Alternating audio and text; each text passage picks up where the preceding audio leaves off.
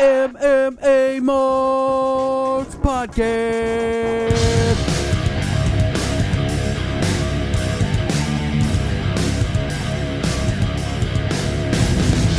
What's up, everybody? How you doing? How you doing? We are back in this bitch. What's up? Hell Bro. Yeah, we are back, brother. How you doing? Well, first of all, to anybody that's wondering where we've been, even though we live in different states, we both got COVID at the same damn time. We got it digitally. It was a computer virus, you feel me? Hell yeah, man. I don't wish that shit on nobody. Not To me, it wasn't nobody. that bad. It was it wasn't horrible. deadly to me, nothing. It was horrible. I say we all just get COVID. It's not even that big of a deal. It's a mild flu that lingers. Oh, we're getting out here. We're saying somebody is muted. Oh, Oh, titties. give us a second. Good Lord. It's been a while, bud. How do I do this?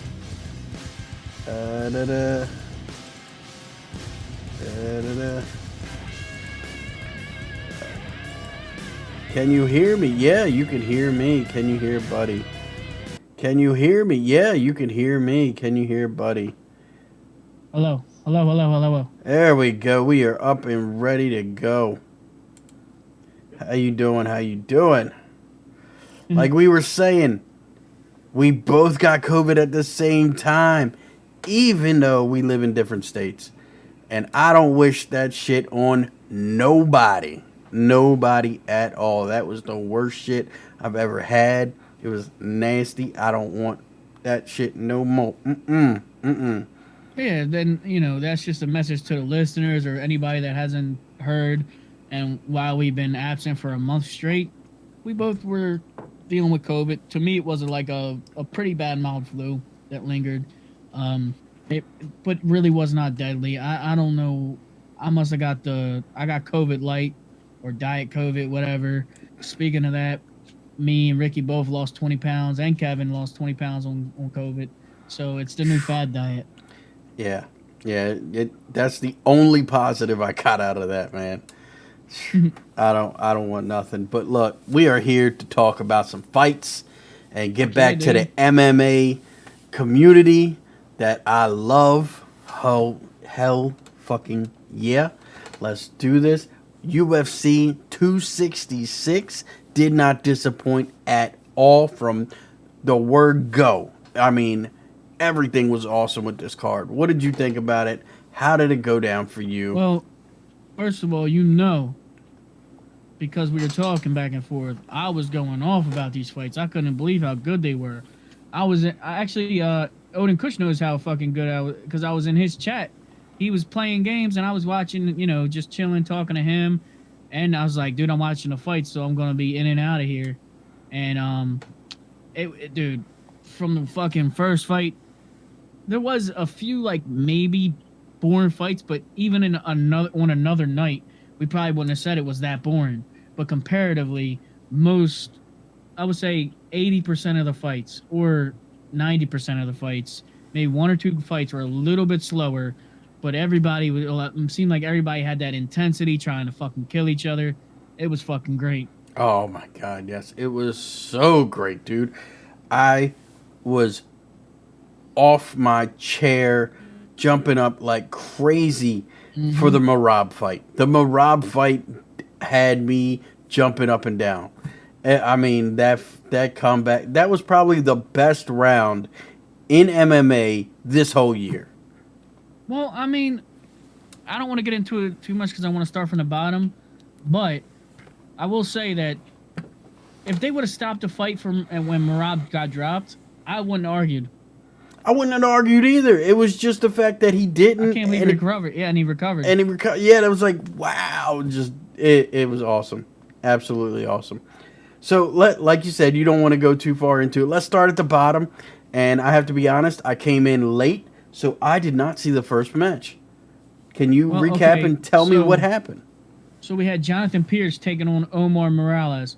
Now, Omar's been looking good. He's only ever took an L to fucking Giga Chikadze. And I was like, there's no way Jonathan Pierce is going to fucking see him, you know.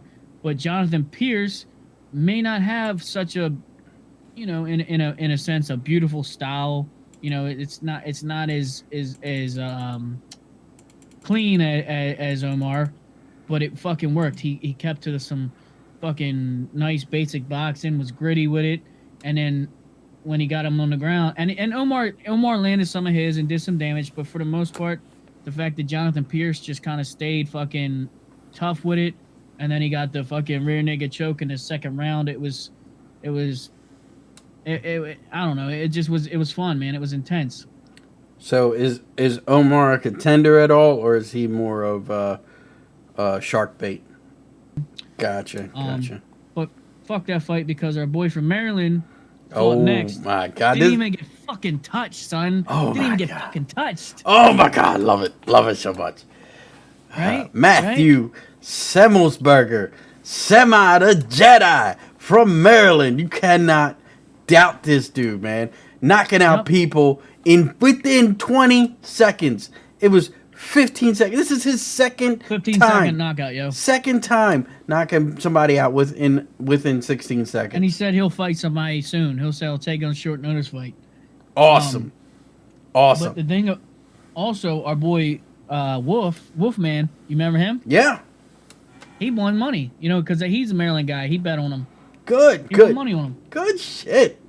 That fight. As soon as he knocked him out, and as soon as he dropped him, remember I was home alone or whatever I was telling you.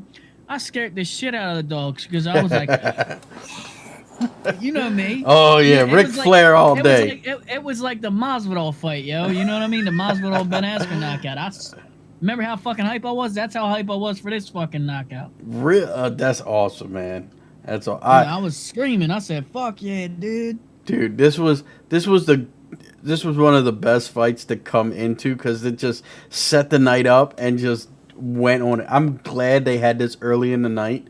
I don't like to see my boy Semi in the early prelims. I definitely think he needs to be on the prelims or main card after this knockout. But I'm glad they started the night with this. It was very good. Yeah. Very good way. I'm glad that we got sunlight. There's a few people from Maryland that are good. Yes. Right? Yes. But this guy feels like we got our guy. Yeah, we can get behind him. We got our guy. We could definitely get Even though behind I'm Florida now. You know what I mean? Oh man. I still gotta rep Maryland a little bit. Yeah. It ain't. That's where you were born and raised. Yeah. But now, this next fight. So we had Nick Maximov taking on Cody Brundage. Do you remember this fight? I do. It was okay.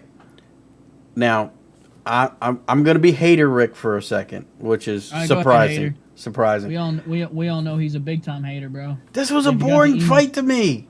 This is Oh my god! This I is knew a you were boring gonna say some fight. shit. This is a boring fight. I had no emotional attachment to this fight whatsoever. This was my get a snack fight. I don't know why. It was a great. I watched it back again. I know why. Because you don't know the names. You don't give a shit. I mean, I get that. And there was no.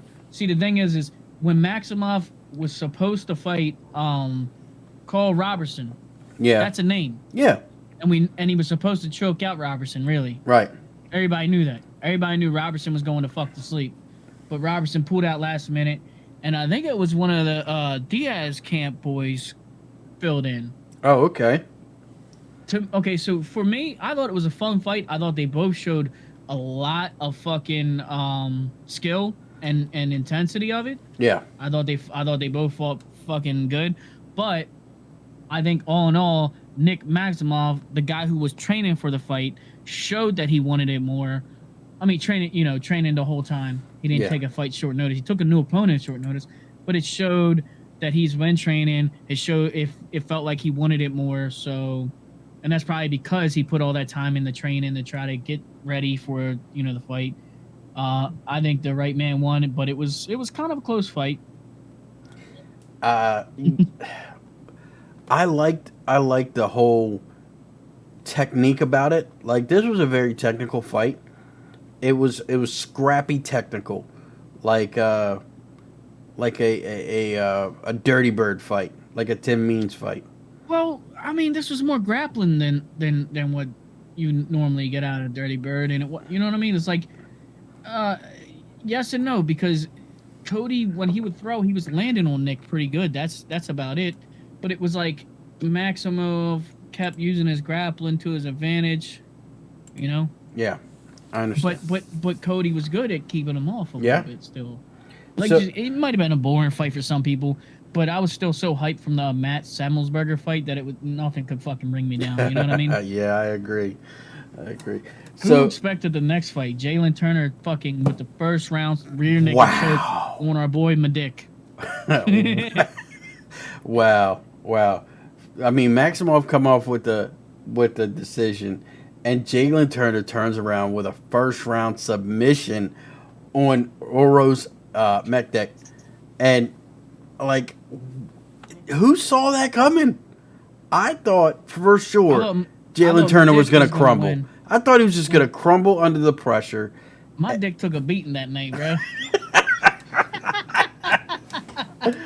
Oh my God, did he ever, dude? Like, who saw that? I mean, he not only, like, I know he got the submission in round one. Stopped at one point, you know, when he choked him out. Yeah, look.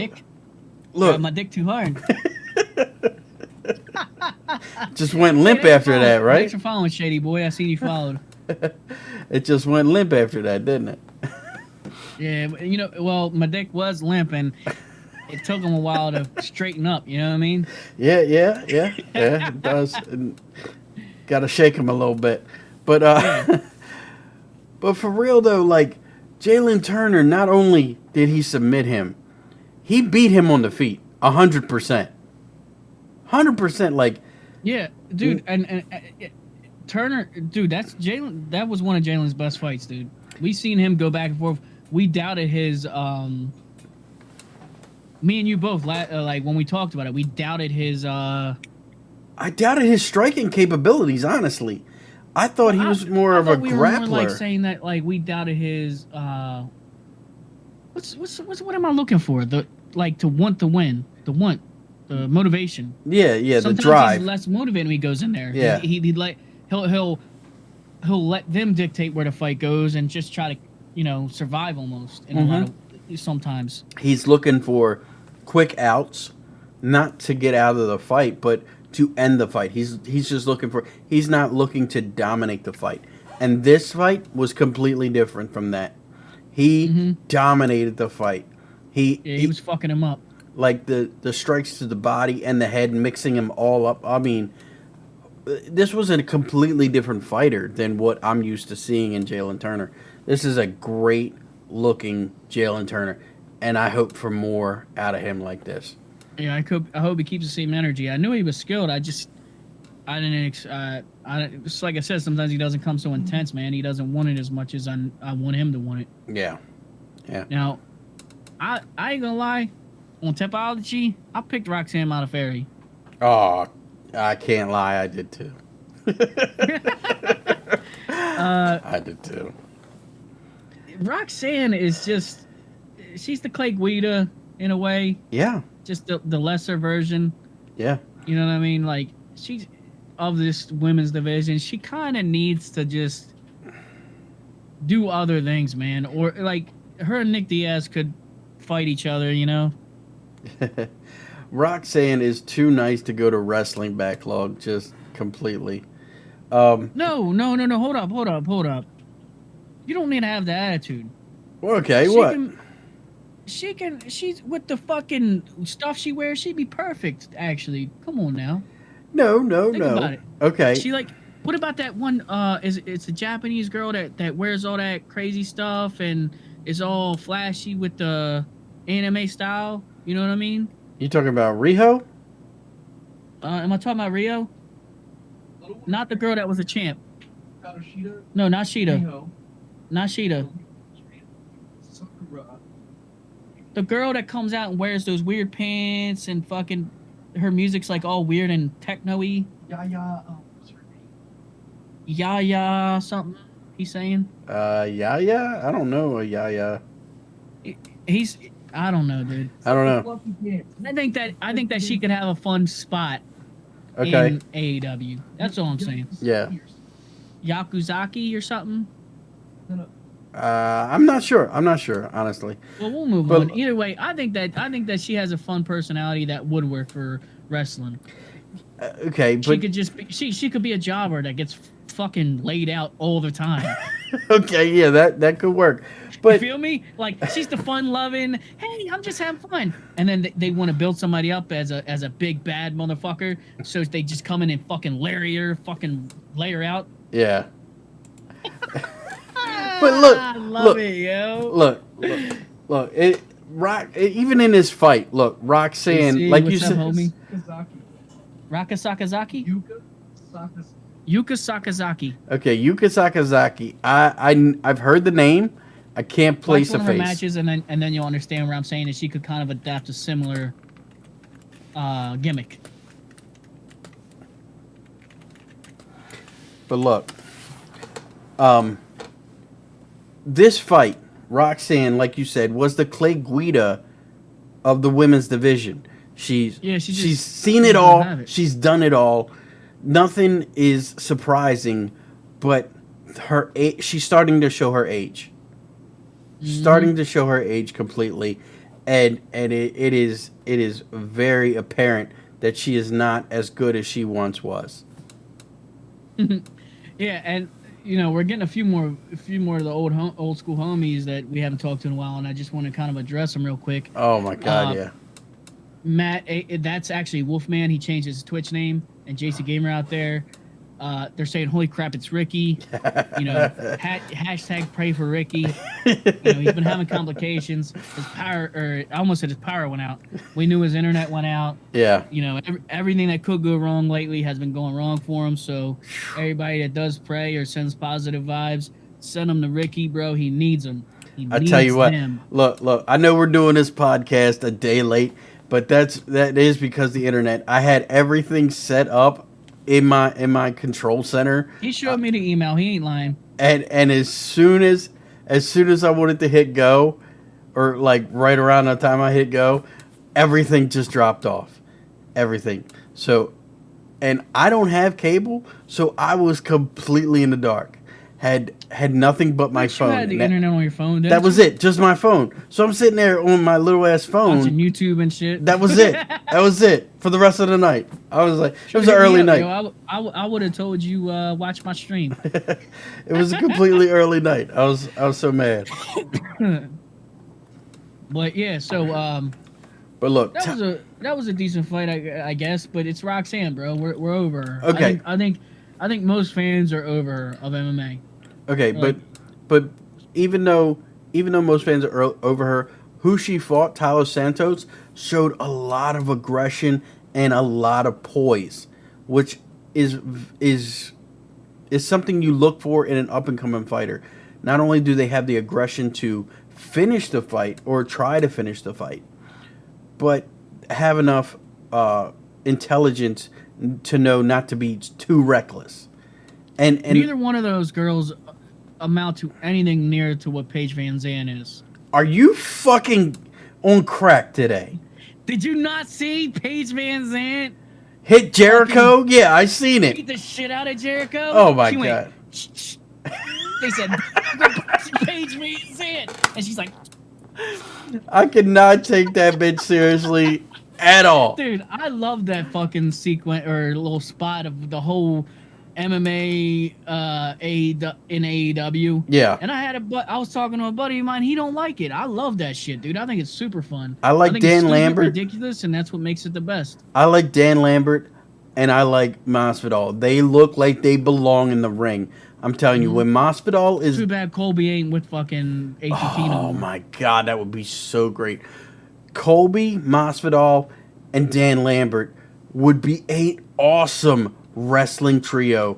Hey, Oh my God. dude, you'll never believe this. This guy that's like personal trainer at the gym I work with. We talk to him all the time. Big fucking muscle bound, Yeah. fucking bald head, tattoos all over.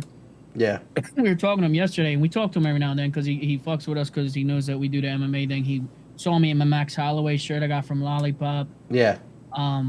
Anyway, he was saying that he met Masvidal way back in the day, and he says he met them when they was best friends. Masvidal and Colby. Yeah.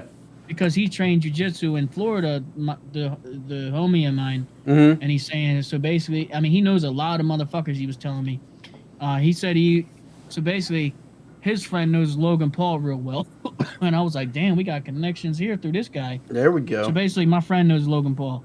Is this the same dude that came in our chat? I don't, no.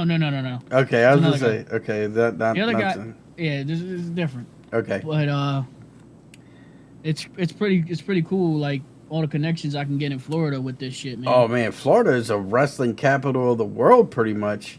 Wrestling, and it's got a bunch of MMA and jiu-jitsu schools. And Yeah, stuff, you got and, AKA and American Top Team right down there. yeah. It's great If stuff. if I get enough connections, we might have to move into an interview, Hey, a secondary show maybe. This is the bullshit. Hey. This is our opinions and stuff, and maybe Yeah. we'll do interviews. Yeah, someday interviews soon. would not work well here. Can you imagine Roxanne being in this room right now? Because Yeah, she be in your room, not mine. she'd be real mad. She'd be sure. real mad, but we wouldn't give a fuck. We just keep on going because we I'm ready to call it like me we see sensei.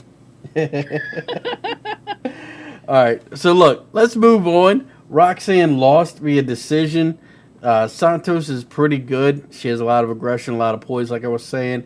But the next fight, Shamil Abdurrahmanov taking on Chris Dawkins. Or you could have just said Shamil getting knocked the fuck out by Dawkins. Twice in the same fight. I love it. I love Dawkins. I want to see him fight everybody. Dawkins knocked this dude out, and the spit was flying off this dude's face like in buckets. It looked ridiculous. It looked like a big ass Saint Bernard shaking his whole body. The spit, when this guy hit him with a right hand, the spit went flying. He dropped like a rock. But I guess when he hit the mat, he woke back up. Herb Dean, I think it was Herb Dean. Herb Dean battled the Dagestan guy, so he was trying to let it go on. He let it go Herb on. Dean. He let it go on. And the round ended, the first round ended. Dawkins knocked him out pretty much. But, Herb let it go. Then come back in the second round, and it was just rinse and repeat pretty much. It was awesome. Yeah, well, I will say, though, I think that fight, because usually he just runs right through motherfuckers. Chris has been. That fight, Shamil gave him a little trouble, and was kind of But the thing is Chris made adjustments, and we seen it, and that's what I found important because I'm like, man, I can get behind this motherfucker. Do I think he's ready for somebody like Stipe? Not yet. No. But I think one day he might fucking fight Stipe type of shit. You know what I mean? If Stipe's still in it, he might fucking retire after his next fight. But you know what I mean? I think that he can get. I think eventually, because he seems like he's still learning and getting better and getting better condition. I think that he'll make it to the top. Yeah. I can get behind that motherfucker. Yeah, And like Matt's saying it in the chat, Wolfman. He's saying he thinks Chris can make 205. I don't want to see that. You see all the extra skin and shit. I don't want to see that. Motherfucker can get in shape. I don't. No. I want him in a heavyweight. I want him sloppy, as you say, whatever. I don't want him down at 205 because the guys are going to be too fast for him and take him down. No, I want him at the heavyweight. I want him to box. I want him to see his hands. Did he call out Stipe, by the way? He called out everybody. But you know who's a good fight for him? Yeah. Rosenstruik. Well, you know who's a good fight for him that they actually scheduled? Who was that? Fucking... My balls is hot, yo. Derek Lewis? I'm pretty sure they're gonna fight, yo. Yo, oh, shit, that's what's up. I think that's what people told me, yo. Yes. Like JC Gamer or somebody told me that shit. Yes, Wolfman. Or Matt, I'm sorry. Can we keep... Call him Wolfman. He likes Wolfman. Is it Wolfman? Because we're going to keep calling you Wolfman. I'm sorry. He said he wants me to call him Wolfman, but when I was reading it, I just read Matt, and I said, Wolfman. All right. So call him Wolfman. That's what he prefers. And JC Gamer always in the chat, keeping us straight. Wasn't Herb Dean. It was Mark Smith. Sorry. But, it is what it is. Real quick. What? I always say Wolfie because of Terminator 2. I know you know that nobody else probably remembers that I remember reference. like, is Wolfie okay? But it's really fucking Arnold saying it, and in the kid's voice on the phone. Yeah. And it's not the real dog's name. His dog's name was something else. Right. And she's like, yeah, honey, Wolfie's fine. And then I want to call him Wolfie now because of that. So fuck you. I don't care if you want me to or not. You're Wolfie. You're Wolfie. Okay. But oh man, and look, we went from Chris Dawkins knocking out Shamil to Dan Hooker taking on Minnie Kelvin, and man, what a fight! Before we get too much into that, there's something I wanted to go over about that last fight. What? Now,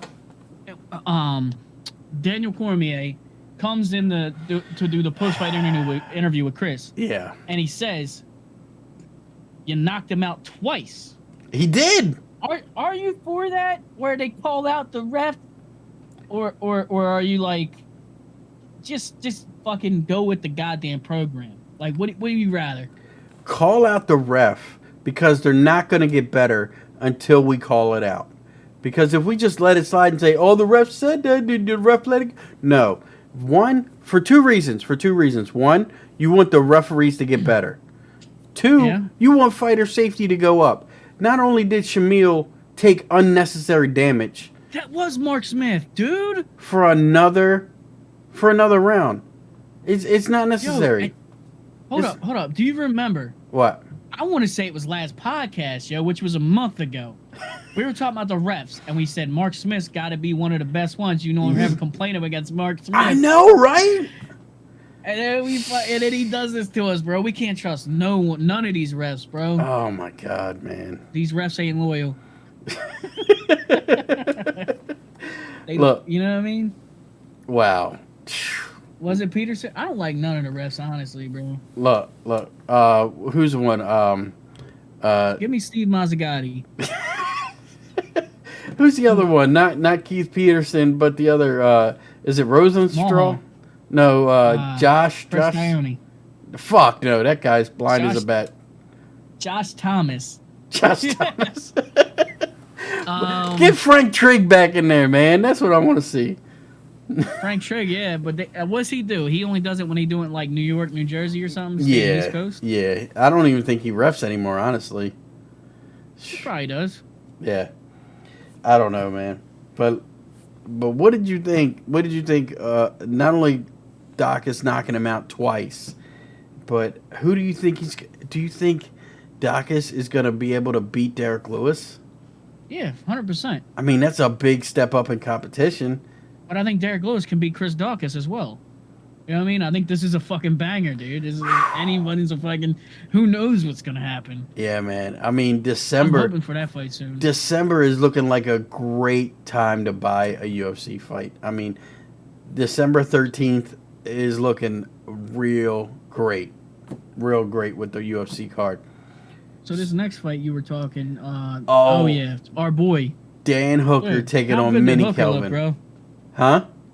How good did fucking Hooker look? Oh, my God. He must have... Once he got beat up by Chandler, he must have took that loss to heart. He went back and trained his ass off and was not going to have that happen ever again. And he delivered. Strikes, kept his range, used his kicks, kept him on the outside, used the knees, wore him out. I mean, he just went to town on Nasrat. Yeah, and he had all the complications before the fight, and he said he was ready to cut weight on the plane. You know what I mean? That motherfucker loves fighting, bro. You can't question that about fucking Hooker, dude. Both men, because Nasrat too. Because his mother passed away and everything. Both guys getting off the plane had 12 hours to make weight, where most guys have a week.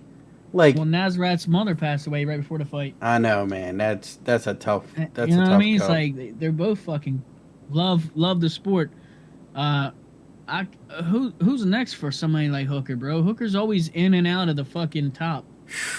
Man, look, His mom fucking died. I wasn't trying to fucking discredit him. I'm just saying because obviously he rose to the occasion a lot more than Nasrat did. You know what I mean? And he's been a lot higher. Nasrat's really, honestly, Nasrat's fucking stock went up just losing the fucking Hooker, if we're being real. Yeah, kind of. Yeah, kind of. Look, it's got Wolfie's saying. Oh yeah, he said Dariush stop fucking running from me. He was acting like Dariush is ducking him, bro. I don't know, man. Dariush is a I bad got man. Dariush in that fight. Come on. Dariush is too fast, dude. I don't know.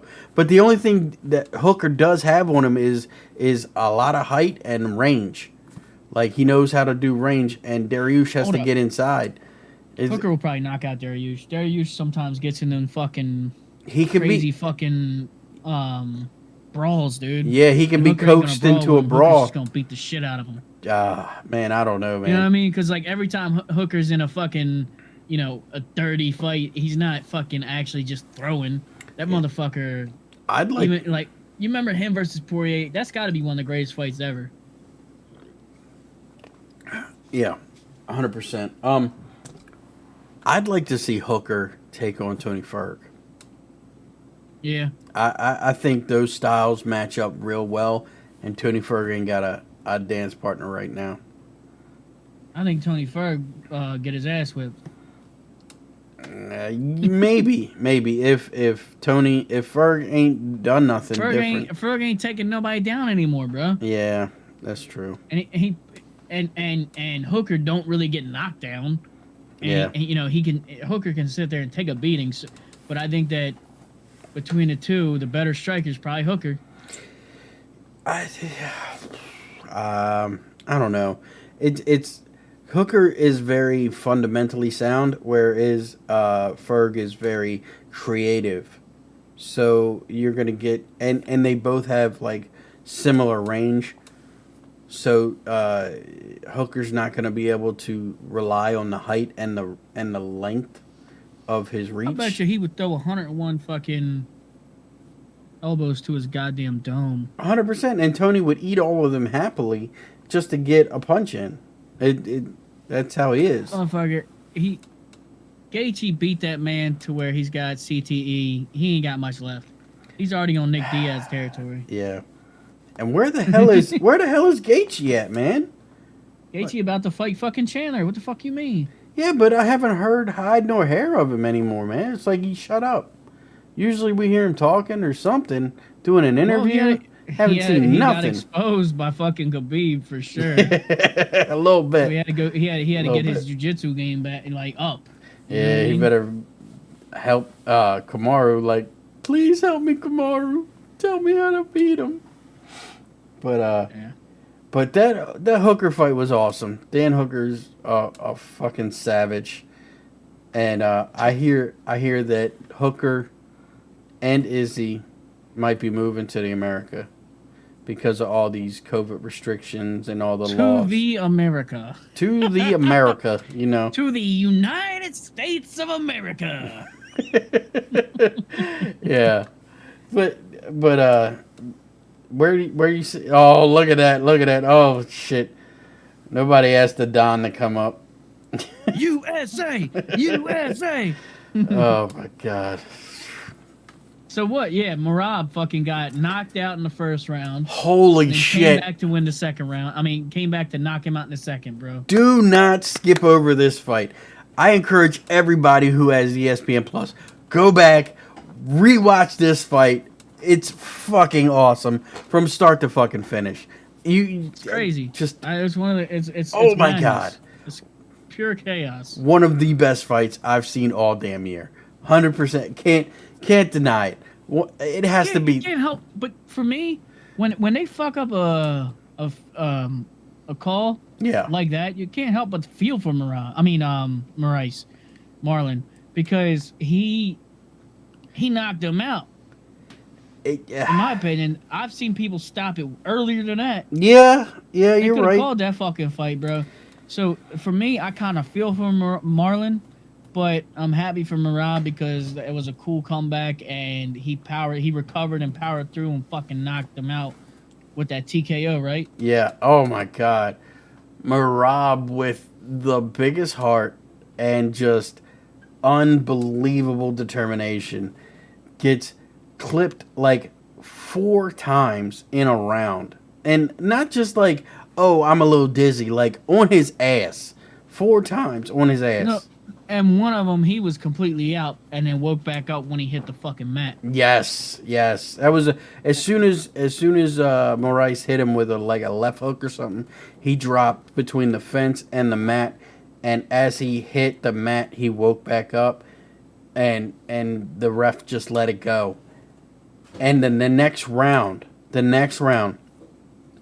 came out like a man possessed, took Marlon down and hit him over 100 strikes unanswered.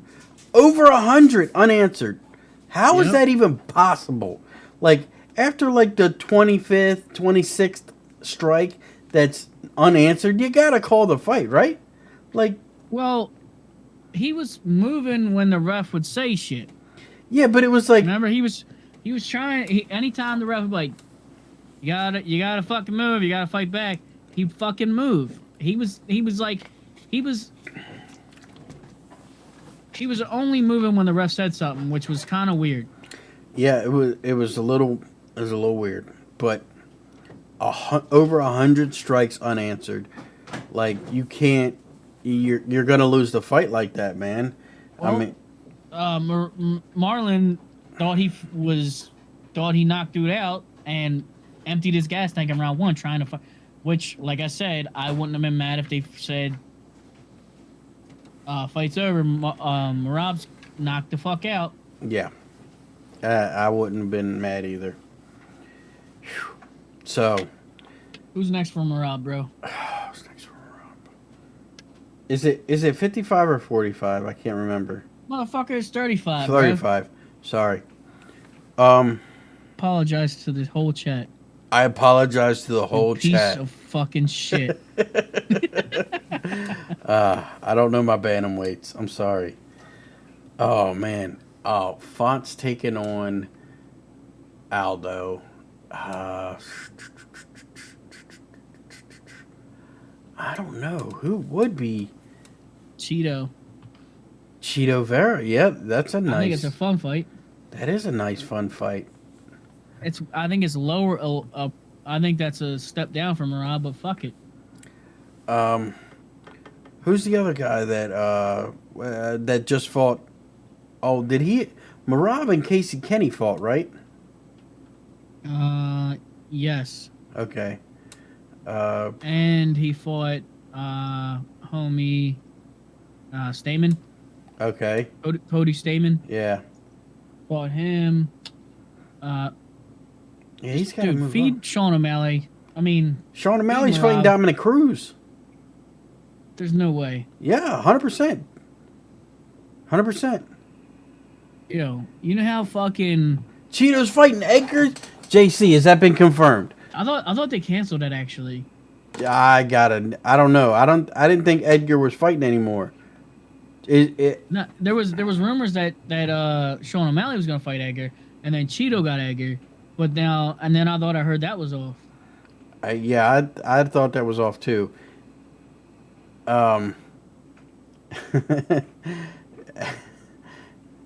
What? What about Justin Gaethje? I know, like, he just can't. Right? I read that shit. I'm like, what the? Okay. Dropping he weight? He might be a little behind though. He might be a little bit behind. Oh, okay, Should have understood that. Yeah. But Justin Gaethje, 55 to 35. We can do it. No, it's still okay. Okay, Cheeto Vera fighting Edgar, and Sugar Sean taking on Dominic Cruz. It's gonna be a tough one, man. Somebody get Henry Cejudo out of fucking retirement. Yeah, but before we move on, I just got one question. What? Justin Gaethje?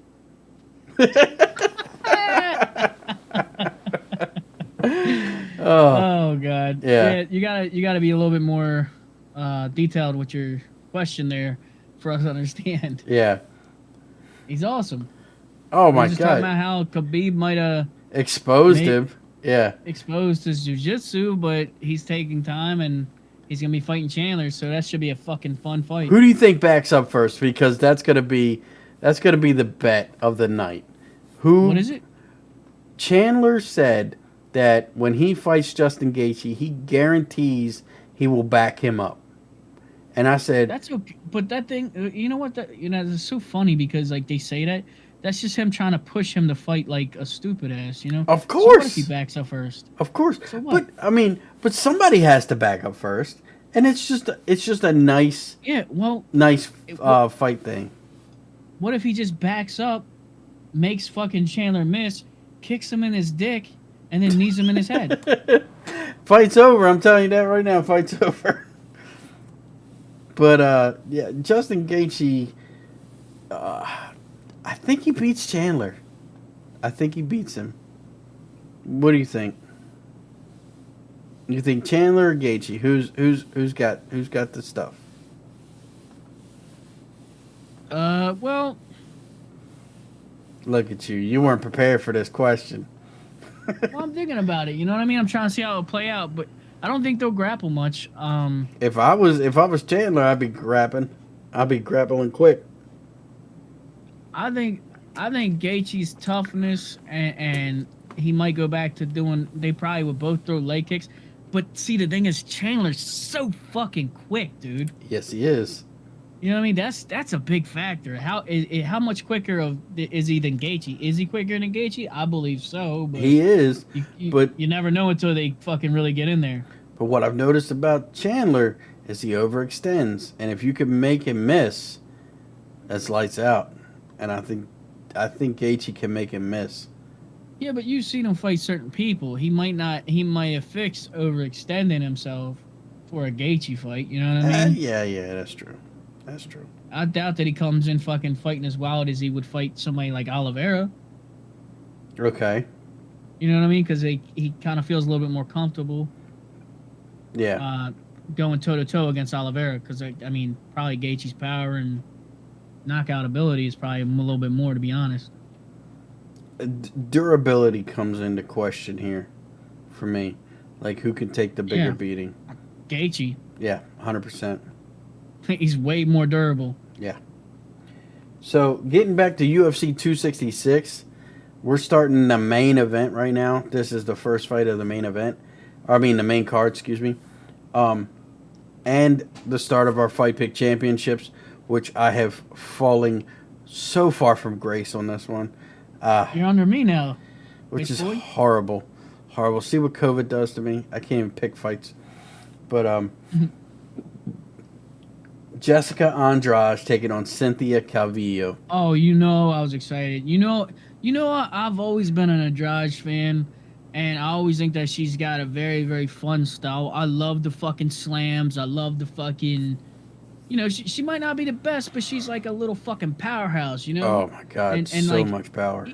Her striking, I'm not saying it's exactly like Vanderlei, but I feel like it kind of has that similar like axe murderer fucking mentality. You know what I mean? Yes. Aggression, That's volume, why I like Andrade a lot, dude. pressure. Just aggression, volume, and pressure constantly. And when I seen this lineup, Cynthia had no fucking chance in this fight. that's bro. what I was getting ready to say. Like, when I seen Nothing. Andrade taking on Cynthia Calvillo, I'm like, oh, poor Calvillo. Like, she was on. I was actually, I thought that she might do better. Fuck, And no. Once you see them fight, you're like, oh, she had no chance. No chance at all. Like, it was two different planets. Like, it was just not even question. Andrade easily outstrikes her. First round knockout. Thanks for coming out. Give me my check, Calvillo. Good luck. Our number one in the on the Fight Pick Championship, Chrome Draco, aka Jay. Chrome Draco. Jay. Not JC Gamer though, but JC Gamer is in second, like within 10 points, I believe. Come on. If I can't win, I want JC to win. If I can't win. If I can't win, I got to root for somebody. If I can't win, I want you to win, Ricky. So anyway,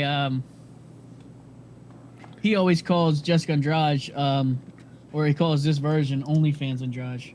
Thought that was kind of funny. Mm-hmm. She's making some 'Cause she money got on that. OnlyFans and shit. She's making some money Yeah, she on said that. she paid off her house. I was like, I seen headlines or something. Oh, when I yeah. was looking at different things. It was like she paid off her house, and she's making money, mad money on OnlyFans. Yeah, them fans is definitely all over that girl. But what did you think about the next fight? Curtis to see what it Blades was. taking My on bad. Jairzinho Rosenstruik. It wasn't that bad. Blades showed that he had that veteran way about him, especially in the end of the match when his eye was swelled shut. He did his best to just keep it on the grappling and to hide his eye. He was literally hiding his eye from the fucking ref. Oh, I believe it. I believe it. Like you His could shit see swelled it. up bad, yo. But you could see here, it was Rosenstruik needs to implement some type of grappling plan. It's like he doesn't have grappling at all in his repertoire. Like, come on, dude. Like, get your top level professional fighter. Get your fucking wrestling up, or at least your takedown defense. Like, Well, he just got better footwork. We can't ask too much from him. You're right.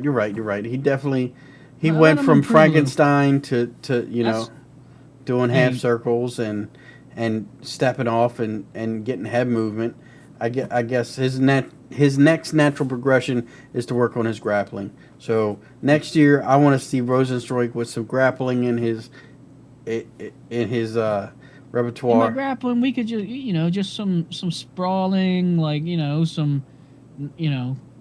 maybe some cage work. You ain't gotta be no fucking grappler. Just Yeah, I mean, look at do Francis. Look at Francis. He learned to sprawl and got himself a championship. better. Well, that motherfucker's working with Usman and shit too, bro. Fuck And yeah. Usman's kind of like a mental coach for him and everything. Yeah. He's saying how Usman's voice was just in his head when he said, just calm down, just calm down.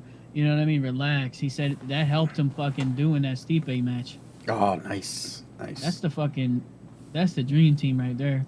But So, go ahead. I was gonna say Curtis Blades, classically out-grappled Rosenstruik. He tried to stay away from that big right hand as much as he could. He got clipped a couple times, fought through it. Like you said, his eyes swelled up pretty good, pretty shut. Looked like he got attacked by bees and whatnot. His whole side of his face was like swelled up. But he stayed on the grappling, a lot of ground and pound, and Did my shit freeze?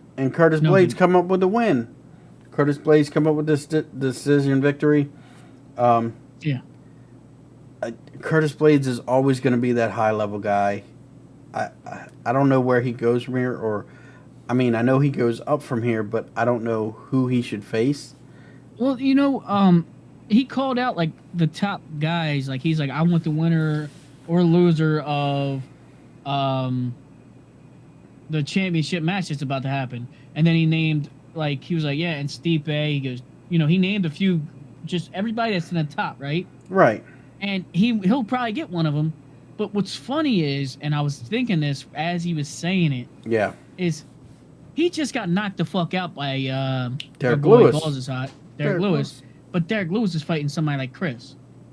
And you know what I mean? Derek Lewis has already fallen off worse than fucking who he just knocked out.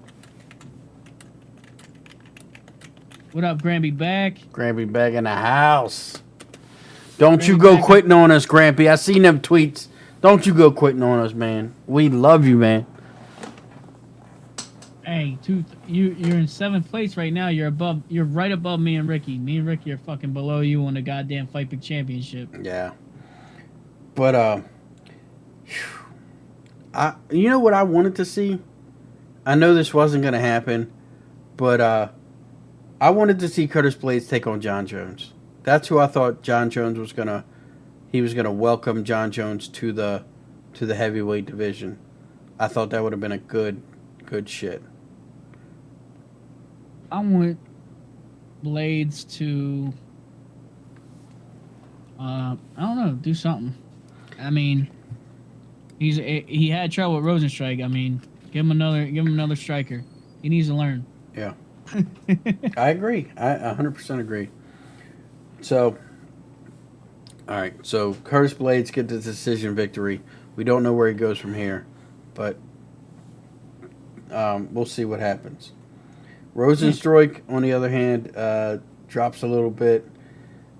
We'll see. And you know what? And you made a good point though when you were talking.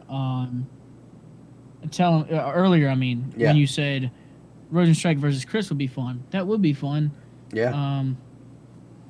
Up and What comer. about that dude? The other dude that's kind of a hype train in the heavyweight division. Tom Aspinall Oh. versus Rosenstrike. That'd be cool. Yeah, Aspinall would beat the brakes off him, dude. I really believe it. Aspinall is a different monster. Is a different fucking monster. That's the thing. That's the beauty of Rosenstrike, dude. Because he can just you can whip his ass for 5 rounds straight, and he catches you one good time, your fucking whole face is cut open. Ain't that the truth? Ain't that the truth? So I mean, I'm not a big fan of Rosenstrike, but he does have that power where he can just fuck you up. Yeah. With one good shot. That's all it takes. It's all it takes is one good punch, and you're done. That was one of the slower matches of the night, to be honest. Oh, speaking of slow, let's move on to the next fight. Yeah, slow punches. Oh, Nick Diaz, wow, is a Wolfie. quitting-ass bitch. Okay, I see you, Wolf. It's all right. Pay no attention to the Wolf man behind the curtain over here. Team Greg Hardy over here. Yeah. Fucking, I hope Olenek chokes his ass out several times. But So, our homie Nick Diaz. no, he's your homie. Okay, he's your homie. Yeah. All right, our homie Nick Diaz as a community. He got clipped pretty good, and then fucking verbally quit, right? Yeah, he didn't stand up. So, I just gotta say, that's not that never fucking give up mentality. He kind of lost it. I feel like he lost his heart for MMA, and I think that it's official that we just agree all together that it's solidified. Nate Diaz is the better Diaz brother. Yeah. Wrong kid, God. Hell yeah. Now, like Grammy Back was saying, Nick was in space before the fight even started. Tried to walk into the octagon with his shirt on, no Vaseline, no nothing. Thought he was back home in the gym or something. That was a little funny to see. But like I said earlier, when me and Buddy were talking before the podcast even started, Nick Diaz, Robbie Lawler, this fight felt fake. Yeah, it didn't felt like feel. a work. It wasn't fixed. Like, we didn't know who was gonna win, but it felt fake to me. Like they mentally agreed with each other, like early on in the fight, like we're gonna go half-ass on this. We're not gonna go ham. Yeah. And then all of a sudden, I think that fucking Lawler decided to turn it up, and he fucking did. Yeah, I agree, Wolf. Like, Nick's punches looked so slow. They looked weak. Even Lawler was. It felt like they were throwing And Lawler was matching him. Like they were doing Tai Bo, bro. You know. What I mean? agree. It was like somebody went into the gym and said, "Okay, Nick, Robbie, go 50 up and see what happens." It was like they're working on technique. They weren't working on destroying their opponent. And look, the technique was on point. Did you see the combinations that Robbie was throwing? 2 to the body, uppercut, left hook. I mean, they were beautiful. Even Nick was coming back with a slip, left 1-2, drop the hand, hit the body, come back to the head. But at the same time, it wasn't. I mean, as a casual fan, this was an awesome looking fight. But you're casual now, self-proclaimed. No, fuck no. I'm just saying how I would see it, like, because I consider my girl casual. You called yourself casual just now. You said it's a casual. You are. I agree. But for guys that know the sport and know who Nick Diaz was, that was a shell of what he used to be, and I couldn't help but be taken. Cry a little. I couldn't help but be angry angry at the internet. I know that's stupid to say, but I couldn't help but be angry at the internet for all them saying, "Oh, Nick's a warrior. Nick earned the right to quit. He's a legend. Hell, we're cheering for him anyway." Dude, I hate on the them. same page, bro. I hate that shit. Cause any I see other some of my buds motherfucking and fighter. stuff, they're like, all respect to Diaz. No, Like, you know fuck what? that. We pay for the. No, look, We any other pay for the fighter. fight. If it was any other fighter, y'all would have tore his ass to shreds. Keep that same energy with everybody. Keep it fucking consistent. He didn't have a good showing. He fucking didn't even stand up. He quit on the ground. Fuck him. Fuck that shit. If you don't want to fight, don't He's get not in that even in the Nick Diaz motherfucking army anymore. octagon. He ain't welcome to the Nick Diaz army anymore. I know if a Nick Diaz army member did that shit, Nick Diaz would disown them 100%. He would say that doesn't happen I don't know, in the 'cause fucking 209. Nah, because I feel like in a weird way, Nick's always been like that. Remember, I know it's what it is, but remember he threw in the towel when fucking Nate got knocked out by fucking homie Josh. Okay, that's different. That's I showing. don't know. That's that he was showing shades of being a quitter, bro. Look, he was showing. Shades of Nick. Yeah, yeah, shady boy in here like trying to defend himself, but you got no leg to stand on. Cool. You got no leg to stand on. Look, I just cannot. But yeah, just to introduce you to Shady Boy. He's been in my stream for a few like times and stuff. He's a cool dude. I believe that he's a cool dude. But Yeah, just like, you know. look, 209. I don't know, man. I was thoroughly disappointed with the fight. I didn't like the fight when they was made, and it only happened. Death punch in the house. What's up, brother? But yeah, I don't want to see Nick Diaz fight no more.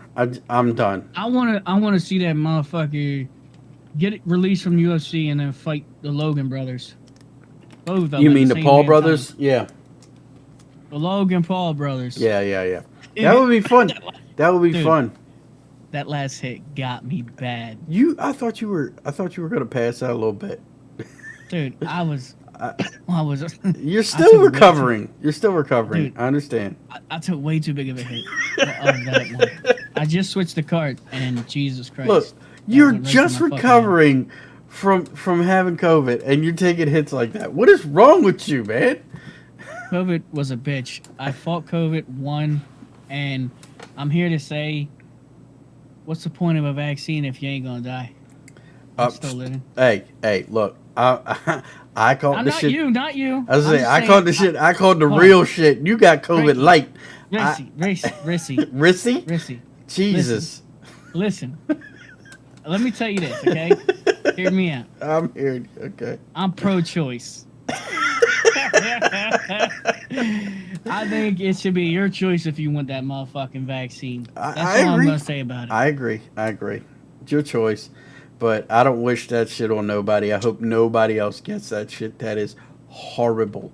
It's absolutely horrible. I don't wish it on nobody, but I will say I'm not worried for nobody either. Unless you old as shit that would die from a regular flu anyway. No, dude. You're like, this affects old people really bad. Like, 100%. old people die of fucking flus, like regular flu all the time, bro. I'm gonna tell you right now. I had the paramedics at my house because my ass was because that's all you drink at your house is Gatorade, bro. He's literally telling fucking Kevin that day afterwards or whatever. Yeah. I was like, yo, they literally have a whole metal racking of just Gatorade. I was like, that's all they drink. I was like, Ricky don't fuck with water, bro. I said, he don't fuck with water so much, he don't even have ice in his freezer. I said, this motherfucker doesn't drink water. He drinks only Gatorade. That changed. 100% that changed. I'm just saying, and that's, if you do that too much, that's what's going to happen. Yeah. You're gonna catch AIDS.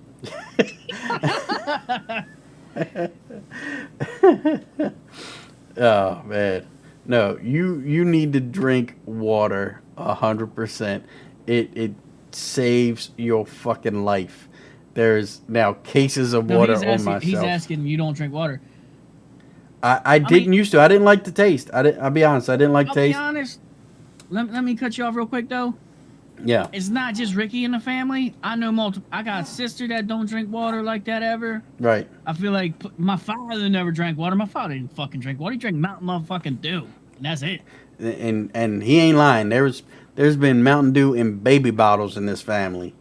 Yeah, I was telling Kevin that the other night. I was like, yo, my dad straight up put fucking Mountain Dew in baby bottles, and that motherfucker was crazy. Yeah. Yeah. But times have changed. I will tell you that. Times have changed. Water is now in my diet a lot more than it used to be. Now, is it water or water? It's water. It's with an Just R. fucking with you, man. Warter. Oh, it's water. Water. Water. It's water. Water. Water. That's a straight Maryland accent. You ain't gonna get away from me. Get down on the water. Yeah, man. But it was bad. But let's get back to UFC 266 because now we are up to the co-main event. Valentina Shevchenko taking on a world beater, Lauren Murphy. How did it go? It was like, for me, Yeah. it was like a sacrificial lamb, and she knew it. Yeah. And she had no fucking chance. Valentina, and the thing is like, her fucking corner that was being criticized by the commentary, right? Lauren Murphy's. Mm-hmm. Oh, I don't know why. What the fuck are you gonna say at that point?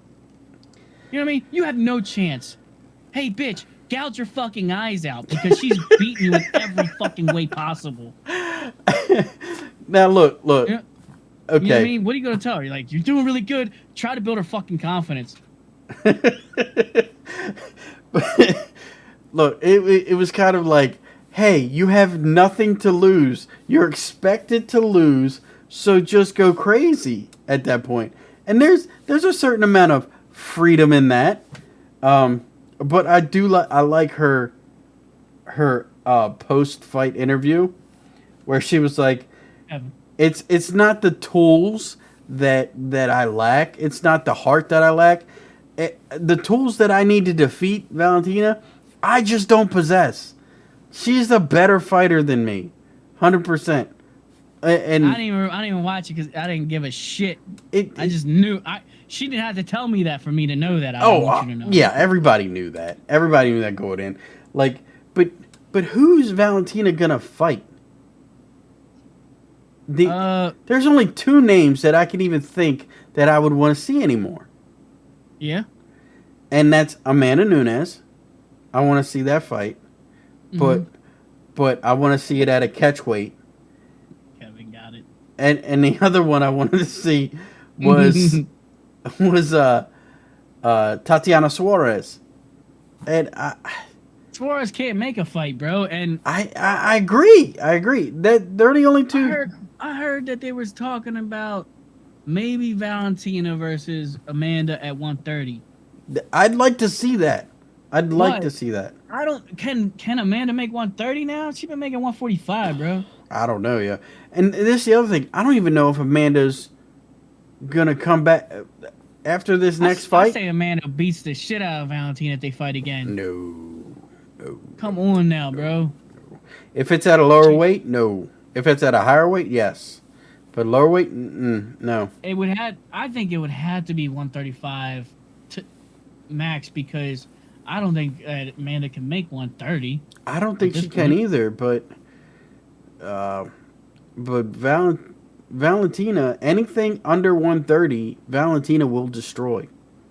That is like, okay. That's like saying if you force fucking Kelvin Gastelum to go to 125, he definitely would lose against fucking Sean O'Malley. Okay, well, just like Cejudo, you know what I mean? Just like Cejudo. Cejudo wouldn't do great on 145, but anything under 135, he's got it. He wants Volk.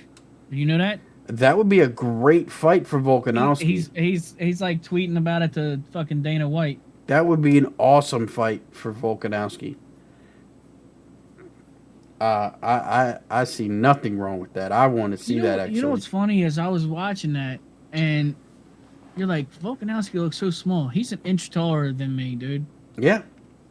Yeah, But he's fought at 185 before, bro. I know. He was 200 pounds or something. And he looks short as fuck compared to fucking Brian Ortega, bro. Yeah.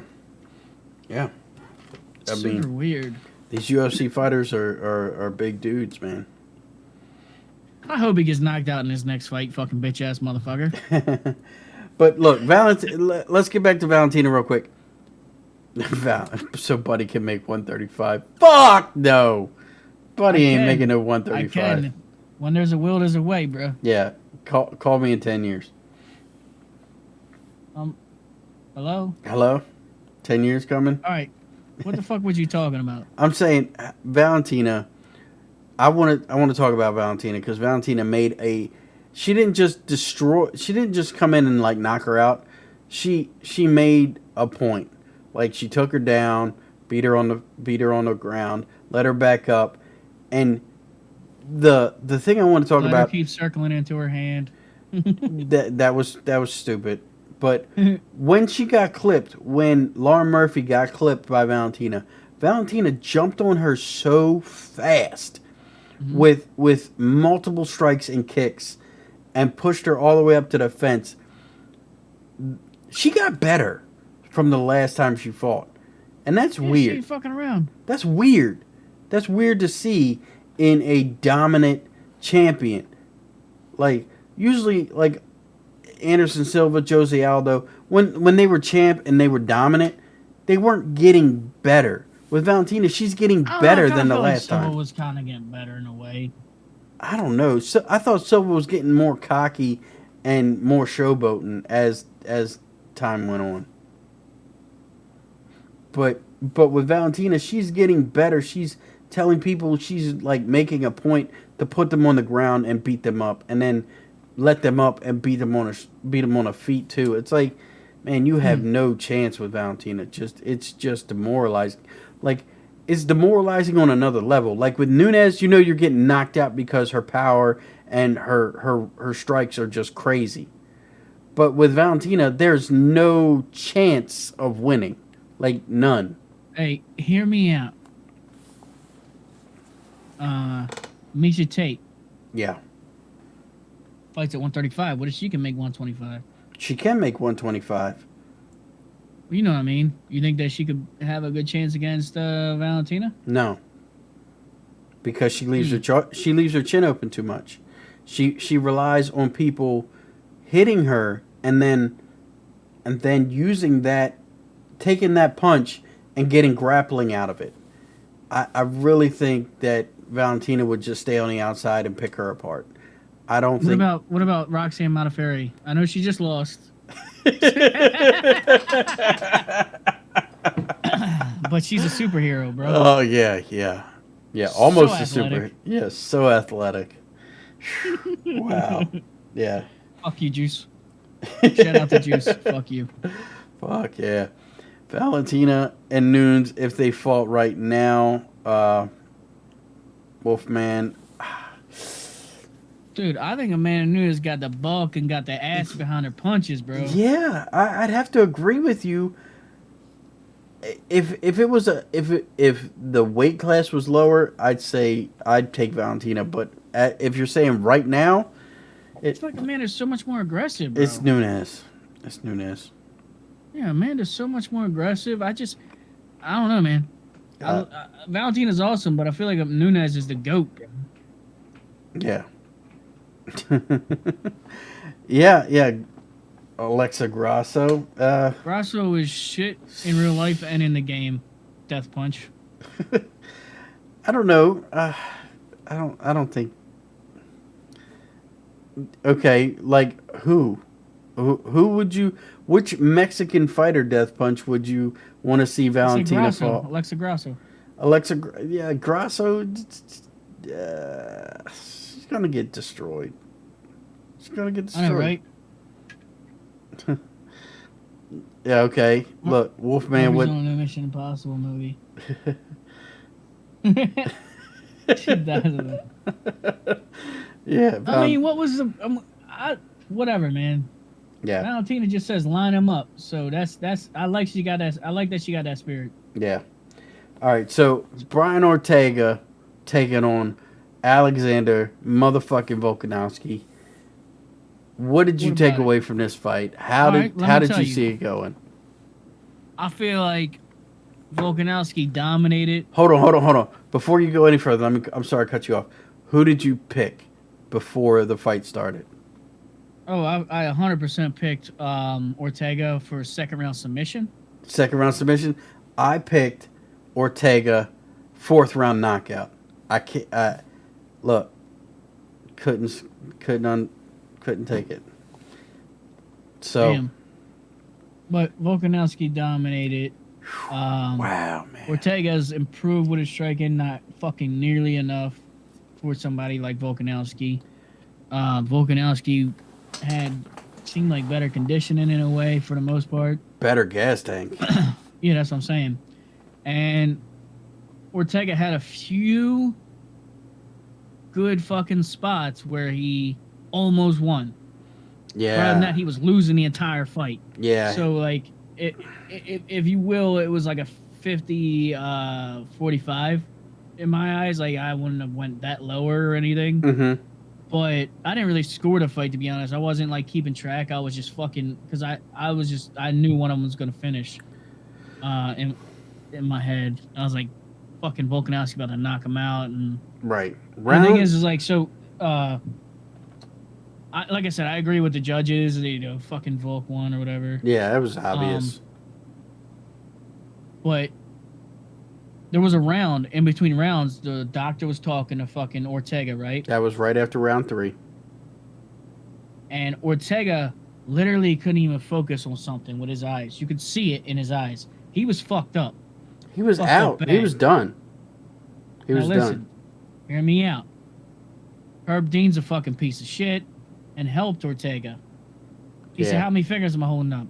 Motherfucker tapped him on the fucking shoulder how many times to say... Because he knew... But then again, he knew Ortega didn't want to stop. And Ortega recovered and actually did pretty well on the later 2 rounds. Yeah, but All in all, he lost the fuck out of that fight. Yeah. He wasn't ready for fucking Volkanovski. He's got a championship heart. He needs to get a championship skill. yeah. How did we score round 3? That's what I'm saying. I didn't really score the round by You round when I gotta was watching. score it. I was just in the moment. You gotta score 10-9 for Volkanovski at that point. Because round 3, if for those who haven't seen the fight, I encourage you highly, go back and watch it. I mean, watch the highlights, watch the whole thing. It was an awesome fight. So in round 3 was probably the best round of the fight.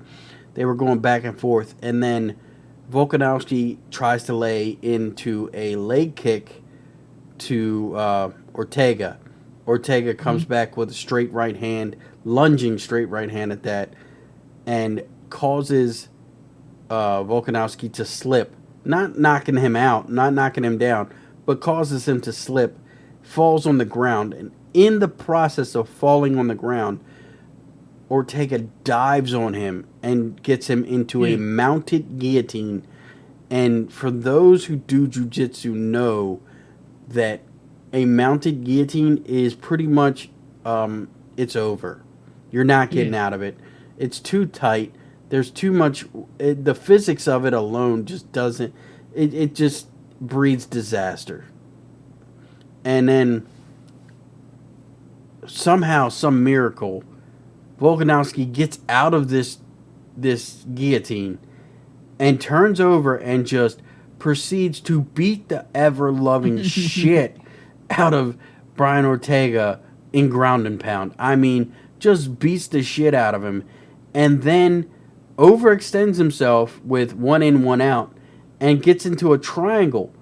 Now, Brian Ortega, his nickname is T-City. That stands for Triangle City. His best Although move. for Titty City. His best move is a triangle. And Volkanovski gets caught in the triangle. And if you look at the fight, if you look back, concentrate on Volkanovski while he's in this triangle, his whole head turns purple. Like Ravens-colored purple. I thought it was over. And then from some miracle, he turns the right way and gets out of this triangle too. And he doesn't get out of the triangle and just go, oh, thank God I'm out. No, he gets out of the triangle pissed off and continues the beating of a lifetime. I don't know how you can score the round 3 any other way than 10-9 for Volkanovski. Well, that's what I'm saying. Like a couple submission attempts that were pretty good. Yeah. But still were escaped. You know what I mean? Mm-hmm. And it's like, and then the rest of the time, he was getting beat the shit out of on the feet. You know, and whatever you say, he slipped or whatever, but that doesn't matter. Like even on the feet, he's always just what. Overall, Volkanovski, there's no way you could. To me, why score for fucking Ortega? He didn't win nothing. Yeah, and Grammy back, you're right. He didn't grab his arm on that triangle. He didn't tuck the head. He was tired. But look, T-City's known for that. Like he's known for his triangle. So even though it was sloppy, it was still super tight. It was still super fucking tight. Chance, welcome to the chat, brother. I haven't seen you in here before, but thanks for stopping by. He's about he's one of the people that be top of the fucking leaderboard right now. Oh really? UFC. Oh shit. Yeah. Hell yeah, Chance. Well, welcome in here, man. He just needs to stop talking shit and getting his accounts banned. Oh Jesus, he's one of them guys. He be in people's inboxes, bro, and then get banned. Hey, it happens. It happens. But man, yeah. I mean, it was a fun fight night. I fucking enjoyed it. Might have been one of my favorite fight nights I've watched. Yeah, it was definitely one of the best pay-per-views I've seen in a while. It didn't disappoint, like you said, from Semi the Jedi's knockout all the way to the main event. Just about every fight was fucking awesome. I could not complain. Could not complain at all. But this weekend we got some badass fucking fights too. I didn't think, at first glance I was like, oh, this is crap. But no, not really. Not really going down it, looking through it. We have exact opposite way we looked at this card. At first I was like, oh shit. And then as I went through the card, I'm like, this fucking card sucks. Oh, come on, no. Yo, there's so many fucking female fights. It's unreal on that card, bro. One? Let's count them. 1, 2, 3. 3. 3 God females? damn, that's a lot, bro. I know, right? That's a lot. And 14 fights, 3 fights are females. Get out of here. Jesus. You sexist Like every other piece fight of was a shit. fucking women's fight. Sexist Before we piece go of into the shit. fights, though, let's talk Fight Pick Championship. Okay. Since, we're getting kind of close. UFC 269. We're gonna be our last predictions. Yeah, I got some right now catching we up got to do. first place Chrome Draco with 330 points. Draco. Second place JC Gamer. JC! 320 points. So he's only 10 points behind him. 10 points behind JC Gamer is our boy J-Bone. J-Bone? 310. We got Jimmy T, 255 points. Cheating bastard Jimmy T. Denver Dan, our boy Dan. Oh, the 245 real points. Dale Dan. Tragic, 240. Tragic's Granby back crazy. with 235. Granby back. MMA Marks with 215. MMA is Ricky what's up. with 190. I suck. Wolfman with 90. Oh, Wolfman, what the hell? If you He started late, bro. Okay, I was about to say you better have a goddamn excuse, cause come on, man. I fell off super hard. He's just getting into it. He'll start really trying next season. All right, That man loves the bet, bro. Yeah, that's good. He's got a gambling addiction. Okay, He needs help. before we go, shout out to Draco for being in first. I'm coming for you. I know. I fell off the wagon. Huh? I fell off the wagon, but Are you gonna come for him, huh? yeah, yep. Right on your fucking chin. Mama. But for real, like, Fight Pick Championship's gonna be awesome. I cannot wait to see who comes out on top on this one. But It can before still be us. it could be. So before we go into the fights this weekend, I want to talk about some news and shit that happened in the MMA community or in the MMA world, I should say. Let's talk. Okay. Well, go ahead. You go where you want to go first with it. Okay, we'll start small and end on my favorite person, I guess. Okay. So Aljamain Sterling pulled out of the fight with Peter Yan, and Peter Yan called this from the moment that it happened. From the moment that the fight was made, he said he will not make this fight. He will not. Yeah. And you got to kind of appreciate that he even okay, so if this isn't real, you got to appreciate that he's keeping up the fucking like gimmick of being a cocksucker. yeah, but it's so weird because like with Aljo, right? Aljo's a nice dude. He's a nice guy. You want to get behind him. But when I see him do shit like this, pull out of the fight, and then the post that he puts up where he has the belt on his shoulder and he's going behind a safe or whatever, going into a safe, like that, just come on, man. You're being a dick at this point. Like, it's another level of asshole. It's making motherfuckers hate him, bro. I mean, hate me, love me. Either way, you're talking about me, you know? That's true. That's true. He's trying to get out there. He's trying to get his stock up there, dude. You can't, like I said, you got to appreciate that he's keeping up the cocksucker mentality. Yeah, yeah. he's a fucking piece of work, man. Piece of work. All right. Well, I seen that you had it on there, so I want to go to that next.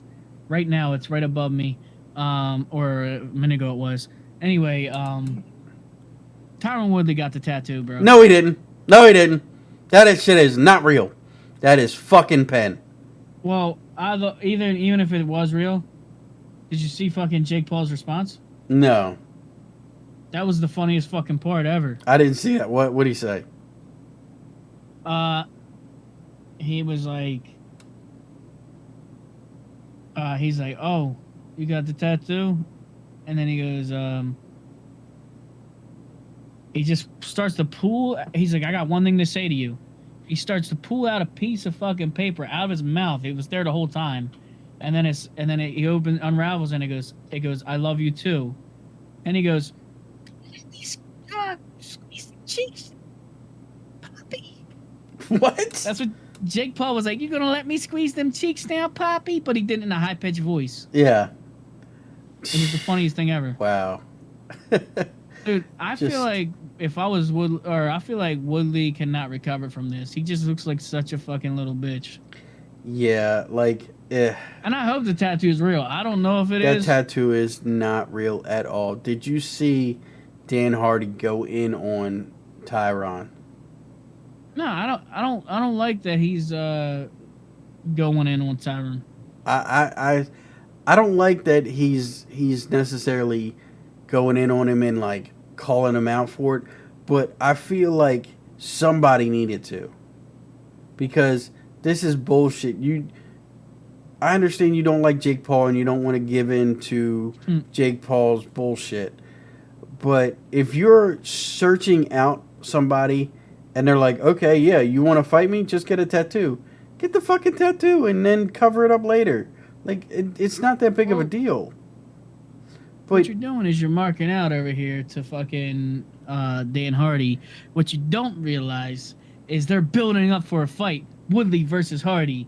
Fucking, they don't have a contract with nowhere, right? Yeah. They can fight for fucking Jake Paul's whatever. They could definitely fight for Triller. And I think that Dan Hardy beats the shit out of Tyron Woodley. But that's just me. Like, when I seen that fucking tattoo, and all you have to do is zoom in on it, and you can see the purple ink all the way through it. It's not in the skin at all. Not even a little bit. Finger, yo. Not even a little bit. But well, who cares, dude? I mean, I didn't give a fuck enough to see if it was real, but when I seen it, I was like, that fucking stupid ass. And I was like, and I was saying, I don't even like. The deal was he had to get it that fucking night for the rematch. Well, this is the other thing too. that Chael Sonnen kind of eloquently picked out. Tyron Woodley's not in that picture. That could have been anybody's hand. I mean, it really could have. He could have been like, "Hey, dude, get this tattoo for me," if he really wanted to, and be like, "Look, I got the tattoo." Yeah, but you got it on your fucking finger. Yeah. And so even if he got it right there, right? It's your Okay. fucking palm. Your skin on your palms and shit, especially your fingers, Yeah. get worn away quicker than any other skin. Oh, 100%. If I mean, it would probably last fucking while, but way less than any other spot. yeah, but I don't see Maybe that your mouth, tattoo. I don't see that tattoo being real at all. Not even a little bit. I don't care if it is or isn't. I still don't think he deserves a fight. No, he doesn't. He doesn't deserve a fight. I want to see Jake Paul fight either Conor or who's that one dude? Shit, what's He's his definitely not gonna fight Conor. or Nick Diaz. Or even that'd be Nate cool. Diaz at that point. Like Conor or Nate. Go ahead. I doubt UFC will let either of the Diaz brothers fight Yeah. anywhere else. So they're probably gonna just keep them and fucking do like they do with GSP and everything. Yeah. Can you imagine GSP boxing? That would be awesome. I would love to see fucking Vitor Belfort box both the Paul brothers together at the same time. That would be He fair. said he would kill him. He said he would kill him at the same time. He promised. Yeah, that would be fair. I mean, honestly, that would be fair. Vitor versus Yeah. both of them, that would be fair. He literally said he would kill them both. I the same kind of time. believe him. I kind of believe him. I mean, Fucking A, dude. They would never want to fight fucking Vitor. fuck no. Did you see what Vitor did to fucking Well, Vitor said he Holyfield? bets $30 million that he would beat Jake Paul. He said that to Jake Paul. Yeah. It's winner take all, $30 million. And Jake Paul's like, yep, you're right. I'm not taking that bet. No, what he said on your boy Ariel's shit. He said, I don't watch Ariel, but I watch Jake Paul. Mm-hmm. Anyway, he said, that kind of money, he says, I don't think fucking Triller has. He goes, but if they fucking put it in a, I can't remember what kind of account. An But escrow. if they put it in the fucking account and it's there, then we'll fucking talk. He goes, of course I would fucking do it for that money. Yeah. Yeah, it's crazy. I fucking love that fight, dude. No offense. I'm not a boxing fan, and I didn't watch fucking Holyfield like that. And he signed the dotted line, motherfucker. I don't feel sorry for him one bit. I don't feel sorry He's older, for him. slower. That was on him to get in there with that motherfucking monster. It was weird. It was weird. Like, you knew it was going to happen, but you're like, it's Holyfield. Like, Vitor's not going to disrespect him that badly. And it's like, oh, nope, yep, he sure is. Vitor does not give a fuck. Dude, Vitor came out there talking about, I'm going to make boxing great again. And fucking did Trump lines and shit before he walked out. Everybody was like, yeah, fucking Trump and everything. He got everybody riled up about Trump on his walkout, bro. Oh, really? Fuck. Yeah, dude, that was didn't see amazing. that. I love fucking Vitor Belfort. He's fucking fun, and he's like Colby in real life, though. He's That's not a a weird gimmick. way. It's just him because he's all jacked up on Mountain Dew. Yeah. It's just Mountain Dew, guys. TRT is some crazy shit. But, He's probably on more than just TRT. Oh, I believe it. I mean, he ain't got. Probably like, fuck TRT. Give me straight up fucking the hardest shit you got. He's not got USADA to worry about no more. Like, good luck. Okay, so the other person we got to get into, and I don't know how much time you want to spend on it, but fucking John Jones gets arrested again. Like, was it a surprise? Well, before we get into that, let me give you a few little tidbits. Okay. Okay, first I'll start off with the light shit. RDA fell out. He's not fighting Makhachev again. He faked that injury. He didn't want to fight Makhachev. Who knows? And But nobody wants to Hooker- fight Makhachev. That's the Hooker problem. wants that fight, yo. And Not Hooker's Makachev. healthy. Fuck no. I seen he was looking for that fight. He said fucking he'll do it. He said he's ready for a quick turnaround. Fuck him. No way. He's not fighting Makachev. Makachev would He might. destroy him. Destroy him. Whatever. Anyway, we got Brunson versus Cannonier. Derek Brunson taking on Jared Cannonier, booked for UFC 270. Nice. I know, Very that's nice. a pretty good one, yeah. That's a very good one. That's a sneaky one. That's one that sneaks up on you. You don't think much of it until you see him in there, and it's like, oh, this is very nice. Very nice. And this last thing I got to say, and I want your opinion on it, and I had to hit up my boy Philip, aka Kill You All, when I noticed it was. Okay. There's a new pound for pound king on the UFC ranking. That's damn right. It's Usman. That's how can you deny it? How could you deny it? Really? Yeah, he deserves it at this point, bro. He does. He's the most winningest. Not I guess the winningest champ. Is that a weird? That's weird. That sounds You weird. want to talk about somebody? Okay, so look, remember you're like, oh, it's weird that they became champ and they only got better. You fucking Kamaru Usman, bro. Yeah. He got fucking so much better, bro. Way better. Like, wow, better. Like all the holes in his game are better. Against Valentina any day. Yeah, fuck yeah. How did you like fucking Nick Diaz calling out Kamaru Usman? It's like that's fucking laughable. Yeah. I was like, oh, and Kamaru's like, I like that energy. I bet you do. That would have been a hell of a payday, easy day for you, man. Fuck yeah, dude. I know Usman would take that shit, boy. I would. Fuck yeah. All right. You want to get into your John Jones fucking gossip? Go ahead, fucking bash Jones, and then I'll tell you why he's fucking innocent. Okay. So, comes in, Hall of Fame, gets inducted for the Alexander Gustafsson fight. Great on him. Then apparently he gets back to his hotel room. He's with his whole family, and tells his family that he's leaving and he's going to. Motherfucker, you got the goddamn play-by-play. I do actually. I do. I know it's so stupid. When you hate somebody. And then he kisses his wife goodbye. Yeah, and yeah, says, I'll be back in 3 hours, babe. Yeah. So from what I understand, he took 10 grand and said I'm leaving, and then got in a fight with his wife, or his fiance, excuse me. His fiance. I was gonna say 10 grams. that would be more believable, but he said 10 grand.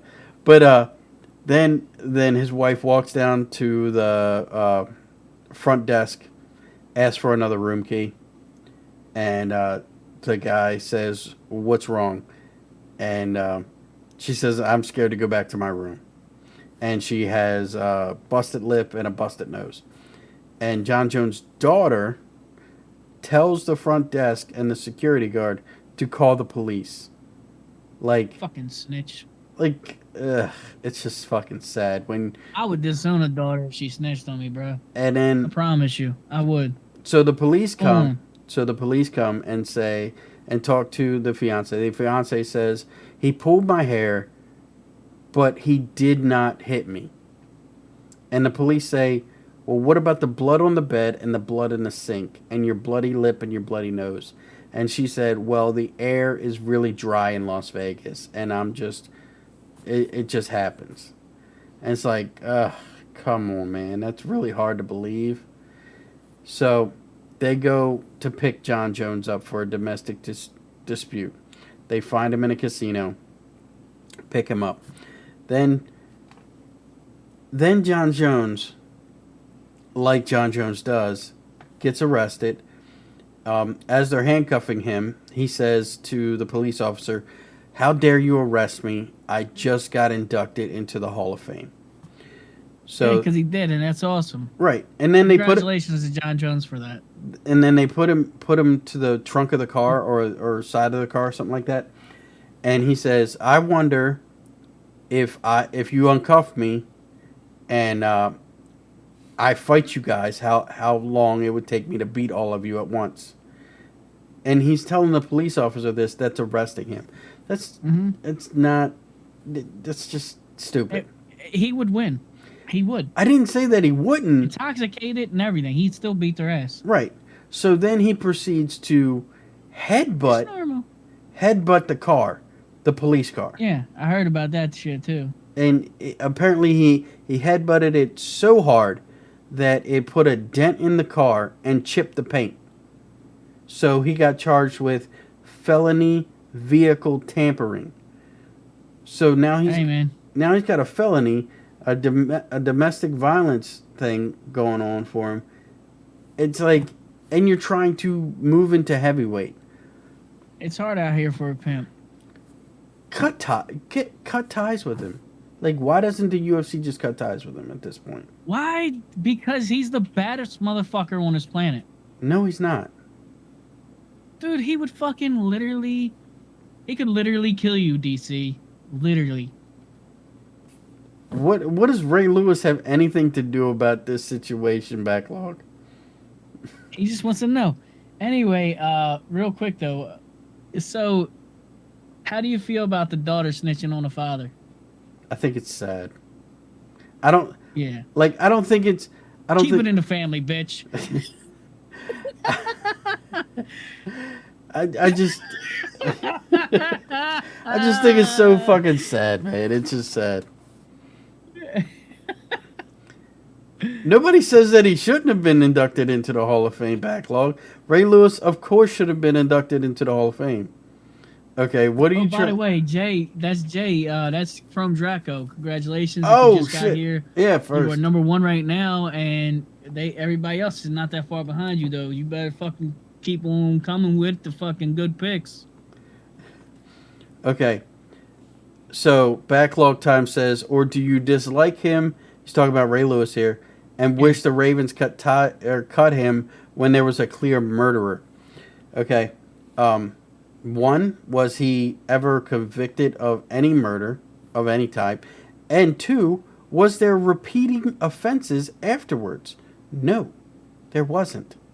If John, he was murdering motherfuckers on the field. Was there any other even transgression from Ray Lewis after that? No, there wasn't.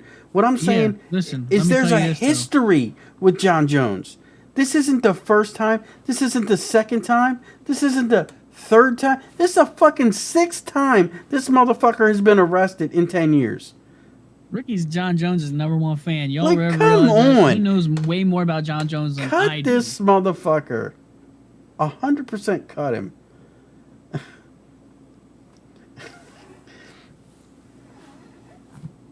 Yeah, Jones is a fucking idiot. Okay? He's a fucking idiot. 100%. He's a fucking idiot. Jones versus Ray Lewis. Who wins? That would actually be a good fight. I don't know. Hell no. I don't know. Jones will whip Ray Lewis's ass, bro. But Ray Lewis got that knife, yo. I don't care, man. Ray Lewis got the knife. I don't know, man. I don't know. Ray Lewis a big boy. Ray Lewis What's the other Lewis? Derek Lewis? Hold on. What was the name of the guy that whipped his wife's ass in the elevator? Oh, you're talking about Ray Rice. Oh, they're both Rays. Ray Rice. I knew they shared a name. I'm like, what? I was about to ask, are they related, bro? Yeah, Ray. People got the same first name. And bro. Ray Rice didn't get a second chance either. I mean, Ray Rice, that was it. That was everybody loved Rice back in the day. I remember that shit. Yeah, and until that shit comes out where he punched his wife in the face, that was done. After that shit. Yeah, well, hey, he didn't work another fucking day. Fucking. Look, What's his name? Jones would beat my ass because I'm 5'6" and like 200 pounds. Okay, John Jones has got me. It would whip the shit out of me, Jay. 100%. Mayweather fucking did the same thing, and they forgave him about the whipped his fucking girl's ass. Yeah, but it's the thing. Can we forgive Greg Hardy? Okay, I could even forgive Greg Hardy at this point. But, all right, thank you. But look, it's fun to watch his progression in the UFC. I get that. But you can't keep doing the same shit over and over and over again. Okay, look at Mayhem Miller. You're not gonna. What about Mayhem Miller? You're not gonna continue to fuck up over and over and over again. And Mayhem Miller just legally passed away. He's got AIDS. Yeah. My Ravens hat, boys. Look. You just can't continue to do the same shit over and over. It's a fucking insanity. It's It really is. But I don't know what happens with John Jones. I could care less if I see him fighting again. I think it's fucking sad that all his talent is fucking wasted on a fucking idiot. But Yeah, it for is sure. what it is. I'm kind of with you with that. It's like you obviously. I hope he does something that just keeps the money rolling. Maybe he don't want to fight no more, bro. Then why put on all that weight to go fucking to heavyweight? Maybe he just wanted to work out and do steroids because he enjoys it. Ugh, it's fucking sad. You know what I mean? Yeah. And I'm happy to look, getting off of John Jones. I'm happy to see that Jose Aldo's taking on Rob Font come this year, the end of this year. It's gonna be great. Yeah. Well, I think most of us are gonna be sitting here rooting for fucking Aldo. Oh really? I thought you would turn on me and root for Rob Font. I don't like Font really, and you know what I mean. He's cool, but and obviously I like the underdog in this, and probably Aldo is the underdog. Yeah. So, anything happened with you this week, or anything like that before we get into these fights this weekend? Back in the gym. Yeah. Fuck yeah. I mean, I can't think of anything in particular. Okay. Anything happen to you, bro? You want to share? Is this like a setup for you? Not at all. Not at all. I'm legit. I haven't talked to you in a minute, so I figured. I've been streaming more regularly. I've been doing a lot of late night streams. Be up until like 2 a.m. sometimes, a little bit later sometimes. Good Lord. You know, trying to build that community back up. You know, I took about a 3-week fucking hiatus because of COVID. Yeah. My number's been doing a little bit low this week, but I'm just getting back into the game. But tell your friends, tell your kids, tell your wife. Maybe don't bring your kids, because I'm a foul motherfucker. I was just a foul mouth motherfucker. That's what you are. Share the podcast, share the fucking streams, bro. Hell yeah. All right, well let's jump into these fights coming up next I week. just like to remind the peeps. You know how I do. Yeah. So these fights coming up this weekend, I think are great. I'm hoping some pretty good shit comes out of them. So let's start at the bottom and work our way all the way up to the main card real quick. Well, I gotta pull it up. I'm sorry. Okay. Well, go ahead. You tell me what we talk. You pull them up and tell the people. All right. Tell the people where we can find us and everything, because you're so good at that. I'm gonna use the bathroom before we get started. Motherfucker, I got a piss too. I was just thinking about it. Son of a bitch. So we got how the fuck do you say the name? Alejandro Perez taking on Johnny Eduardo. Now, our boy Perez is decent, bro. But he got fucked up 2 years ago 2 times, and he ain't been back, it seems. He got knocked out by fucking Song Yadong. He got decision loss against Cody Stamann. But they're both coming off of 2 L's. But the difference, in my opinion, that's the big difference, is fucking Johnny Eduardo's 41 years old, bro. Perez is only 32. Like, I had to go with Perez decision. Because Eduardo's got some skill to him. I don't know if he'll finish him. Yeah, he's fucking 40. Let me see. I'll tell you exactly his age. Tapology tells you. He's 41 years old, or 41 years, 1 month, 4 weeks, and 1 day old. Fucking Perez is only 32 years and 1 month old. See, well, the thing is I know that Johnny Eduardo's got some fucking pretty good stand-up, dude. I mean, he's not a bad fighter, but he's got it, dude. It's gonna be hard getting up there in that age, bro. You know, you seen fucking Dan Henderson get up there in that age, and he still hung with some of them, but I don't know, man. I think Perez is too young, too fucking hungry, but like I said, I don't know if he can finish him because he's fucking good, dude. Perez knockout round 1, son. I'll be back too now. I gotta piss. All right, so You he can talk picked about those two. You you. can go on to the next one. All I'll right, be you back picked 'cause I already Perez, gave right? my little shit. You picked Yeah, I Perez. already talked about that fight. All right. You can talk about it, whatever. Give your shit, and you can even move on to the next one. I'll be right there. Look, I'm not gonna Fucking piss say. break, yo. I hear you. Look, I'm not gonna talk and re-talk everything Buddy just said. But I got Perez in that fight. I guess the next one is Douglas Silva de Andrade taking on Gallanto Pereira. Look, real quick, I don't know much about these guys. I don't know how it's going, but I'm gonna have to take Silva submission round one on this one, and call me stupid or whatever. I'm just kind of rolling the dice. I'm just going strictly off the name. I know that's the wrong way to go about it, but I don't know these guys. If anybody in the chat can tell me, am I close? Should I be picking the other guy? Now's the time to tell me before I waste my money. But yeah, I got Douglas in this one, 100%. Now the next one with Devontae Smith and James Malarkey, that's gonna be a fucking. Don't sleep on that fight. That is a damn good fight coming. I got Devontae Smith though whipping that ass. I mean, James Malarkey's good, but that heart is questionable. Little questionable on the heart there. I'm definitely thinking Devontae Smith comes away with a submission victory, second round.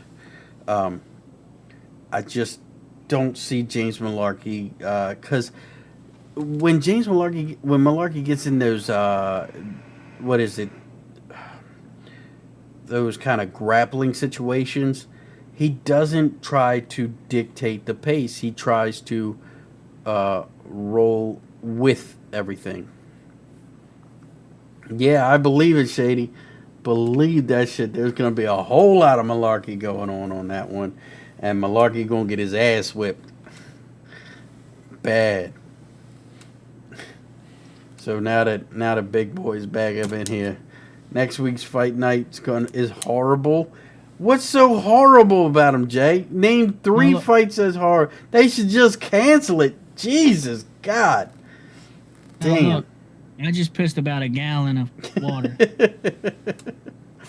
Where are we at, dude? Okay, so look, I said with Douglas Silva de Andrade taking on Perillo, I got Silva submission round 1. Who you got?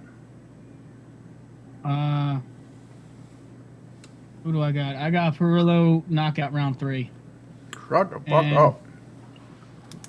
I just fucking. That guy's old as shit too, by the way. I mean, 36, whatever. Wow, how you gonna say that, man? How you gonna say that right now to my face? Because, you gonna say that? Hold on. Now tell me I'm lying, yo. The Silva looks to be about 50 years old. He's another one of them like Brazilians that just look extra old. That's not this main event, Jay. That's a couple main events later. This is Johnny Walker versus Santos. Yeah, it's not Dern. I don't think Dern's gonna main event that card. I really don't. I think they're gonna change it. Yeah, sometimes they just have it there as a filler for until they get the real one. Yeah. But the next fight, I said Devontae Smith is going to dismantle and destroy James Malarkey. Damn, our shit is fucking way off different. What do you? Unless you already talked about the women's fight. No, that one got canceled. Shayna Young versus Stephanie Egger. Yeah, that got canceled as far as I know. As far as the odds makers on OddsShark and Google said it's Okay, well, whatever. It's not there anymore. Okay, so what were you saying about Malarkey and Smith again? I'm sorry. I said Devontae Smith submission second round. Really? Really. I know. Well, Go with me on this for a second, okay? When you've seen Malarkey grapple, is he the guy dictating the grappling, or is he waiting for a submission or waiting for a sweep? He's never the guy that dictates the pace. He's always a guy trying to counter, and I think that's I don't know. I thought his last fight he looked pretty savage, bro. I thought that's against Karma Worthy. Yeah. I think it's gonna bite him in the ass, man. And guess who lost to Karma Worthy? Devontae Smith. Oh yeah. MMA math, bitch. Oh yeah, that works. Yeah, I know it says Darren's the main event, but I just don't think it's going to be that way when it comes to it. I think Malarkey and Devontae Smith are kind of young to the UFC scene, and they're both hungry and want a fucking spectacular fight. They're both going to bring it. And I think the fucking king of that 1-2, bink, bink, motherfucking on Malarkey's fucking dumb face. Yeah. I hope Malarkey comes in with that fucking mullet, dude. And I hope and round 1 Smith knockout, bro. He's gonna fucking hit him with that fucking fire 1-2 of his, bro. Okay, I knew you were gonna say. I don't even know why I waited. I could have told you were gonna do your whole Smith, bank, round 1. I love fucking when he knocks motherfuckers out, bro. Yeah. Yeah. Wolfman, like, if it's just a fight night on like a random fight night and everybody's paying for, probably in the middle of the day, fucking it's probably Darren. Who cares? Okay. You know what I mean? Yeah. Let her have it. All right. It's funny though, because she lost her ass a little bit, but gained it in her tits. Jesus God. Just to be foul about shit. You know what I mean? I noticed. I noticed. That's some foul shit, man. What do you want me to say? Not much you can say at this point. All right, so where we at with these fight picks? Okay, so I just Betsko Hera taking on Carol Rosa. I think this is a gimme fight for Rosa. 100%. I got Rosa knocking this chick out in the second round. Like I think that this Kohea, Betch Kohea, whatever, she's a little bit more tougher than you're giving her credit for. I think it will go to decision. Okay, but still, Rosa's gonna win. Yeah, Rosa. This is Rose. Rose is the one. Yeah. This is a gimme fight in my opinion. Mm-hmm. Could be wrong. Yeah, could be, but I'm definitely. I don't think Kohea has a chance. Not even a little one.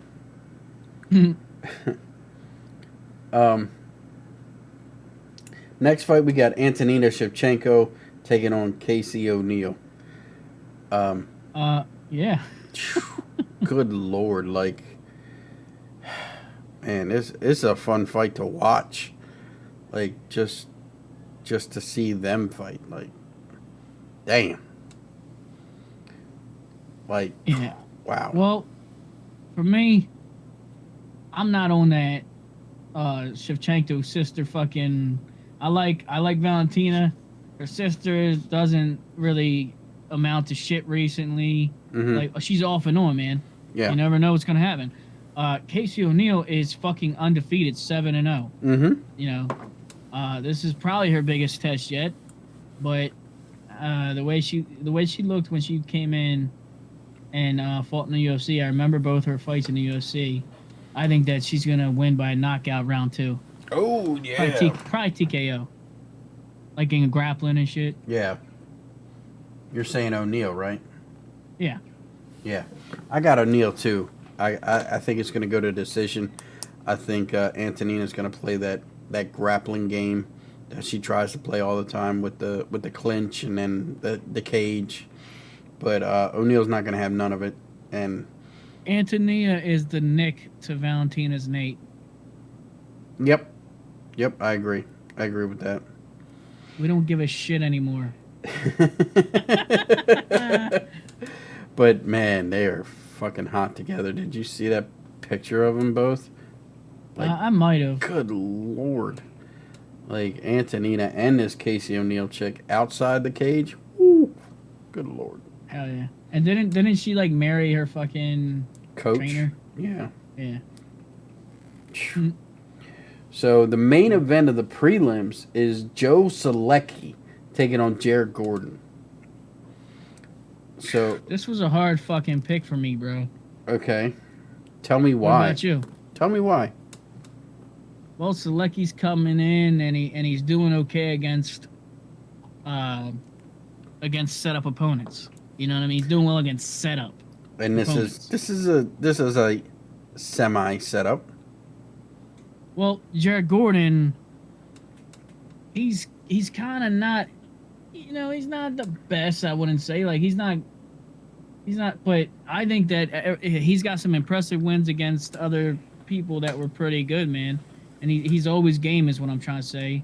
Okay. And I don't think I went with Gordon decision. I think that if the experience of Gordon is going to come into a big factor, because you know he beat Jim Miller recently 5 months ago, not Gordon, Selecki. Mm-hmm. And right before that, he beat Austin Hubbard. Yeah. We know Hubbard's not the greatest, but he's right. You know, whatever. And right before that, he beat Matt Wyman. Okay. That was it, you know, and then because he came from the Contender Series, they're not impressive wins. Right. And they're not hard wins because Jim Miller's been losing his step for a while. I can't be a believer in Joe Selecki just yet. Okay. So I think Gordon's got this. You know what I said? What do you think I said? Selecki gonna beat the shit out of him round one. Yup. I know. I think this is gonna be a fucking back and forth fight. I don't. I think it's gonna be one sided. I think it's gonna be lopsided. I got Joe Selecki knocking this dude out first round. I think it's gonna be one of those like, oh my god, flash type shit. Mm-hmm. And everybody's gonna be like, oh, I thought this was gonna be a back and forth, and it's just done. But fucking Wolfman in the chat talking. See, me and him feel the same way. He said marrying a trainer is weird to me. it is. Somebody feels the same way. It is. I kind of agree with you. It is. I'm saying. It is weird. It's very weird. Mhm. All right. So moving on, main card. There's a Fight Pick Championship picks in this one now. Buddy. Okay. So we got Alexander Hernandez taking on Mike Breeden. So this is, I guess, Breeden's debut Poor Breeden. in UFC. Yeah. Poor Breeden. I can't pick Hernandez ever Oh my god. because fuck him. That's why. So I went with Breeden decision. So you're saying Breeden decision? Yeah, I Okay. literally did that because fuck Alex Hernandez. Please show that in your Fight Pick Championship. Oh, I will. I promise you, I'm not picking Hernandez. This is a set 'em up fight if I've ever seen one for Hernandez. If Yeah. Hernandez can't beat the newcomer, I mean, like Wolfman said, Hernandez is a $500 favorite. Like, good lord, Look, if you hold on. can't beat this dude, you Now got here- fucking here- issues. Here's where JC Gamer usually comes in chat and is like, actually, this other guy, Breeder, he's and knows some fucking weird shit. Like, damn, okay, and then we get down with him, and then we're like, he fucking gets his ass whipped. Yeah, but I don't see JC Gamer coming to save Mike Breeden. Like Wolfman said, he's coming up on short notice fight. Like this is Hernandez. This is a lamb for Hernandez, pretty much. Like they wanna build We'll see. Hernandez back up because he's marketable, and he has a kind of a name to him. I got her shit personality. True. I got Hernandez knocking him out in the second round. I say he feels him out in the first and then knocks him out in the second. You know, it was really fun to watch him get knocked the fuck out by Cowboy. What's his name? Oliveira? Drew Dober. Oh, Drew Dober. Yeah, Drew Dober beat the shit out of him. He needed to leave Cowboy alone, Hernandez. That's probably one of the main reasons I don't like him, because he's He's like weirdly obsessed with Cowboy. He just wants that loss back, and there's nothing you could do. There's nothing you can do. Hey, Wolfman, I don't care if the guy just got off the couch and never trained a day in his life. I'm not picking fucking Hernandez. Period. End of discussion. Come on, man. Anyway, next fight, Aspen Ladd taking on Macy Chiasson. Ooh, I want to hear your breakdown first, bro. Oh man. So everybody's picking Aspen Ladd in this fight. Everybody. Okay. I'm going the opposite way. I'm saying Macy Chiasson wins this fight. And why is that? I'm saying she wins via decision. I think. Why does she win? Or I think the grappling is going to play a big part in this. If she's able to take Aspen Ladd down, she will hold her there, and strike her when needed. Not saying she's going to beat on her repeatedly. I think she's going to do just enough to get the decision. So I got Macy Chiasson winning via decision in this one. I know it's funny. I know. Yeah, I know. You know what's really funny? What? Is I 100% agree. Oh shit! No way. I thought you were. Chiasson by decision. Now, see what I always say about Macy, bro. When she is the bigger, taller fighter, Yeah. she fucking can. She knows how to utilize that. Yeah. As long as she's a big advantage. I mean, Ladd is 5'6". Macy is fucking 5'11". That's a pretty big advantage. 66-inch reach compared to 72-inch reach. But not only does she come on with the striking, but she is also a good grappler when she's the bigger person. Yeah. We've seen it. She's confident. She's a lot better of a fighter than when she's the bigger person. Bigger fighter. I agree. But, I mean, everybody I've seen online is picking Aspen Ladd to whip up on Macy Chiasson. I just don't see it. I'm sorry. I mean, but the thing is Ladd's got to go decent grappling, too, a little bit. But and you know what, though? I mean, Chiasson could finish it in either way, I think. It's very possible. I mean, she does really, like you said, she does really good when she's punching down at her opponent. So, maybe, yeah. I got Chiasson winning this decision. You going first on this next one too, because I don't want to say. I want you to tell me who you got between Misha Serkinov and Krzysztof Jotko. Look, Serkinov. The last time I seen Serkinov fight, he let so many submissions go by the wayside. I just cannot pick him again. I don't know why. I just can't pick him. So what I said was, I got Jotko beating Serkinov via submission, third round. Out of your fucking mind, dude. I'm telling you. I know it's a very far off, crazy ass pick. By all accounts, Serkinov should submit this man within the first round. But I'm telling you, you picked Jotko to win? I picked Jotko to win. By submission. Third round. Huh. That's weird, bro. You remember Jotko versus Strickland? No, I don't. Okay, so Jotko came back after a year. Mm-hmm. It was about a year. And everybody's like, how good is Jotko? And he fought Sean Strickland and just looked like absolute dog shit.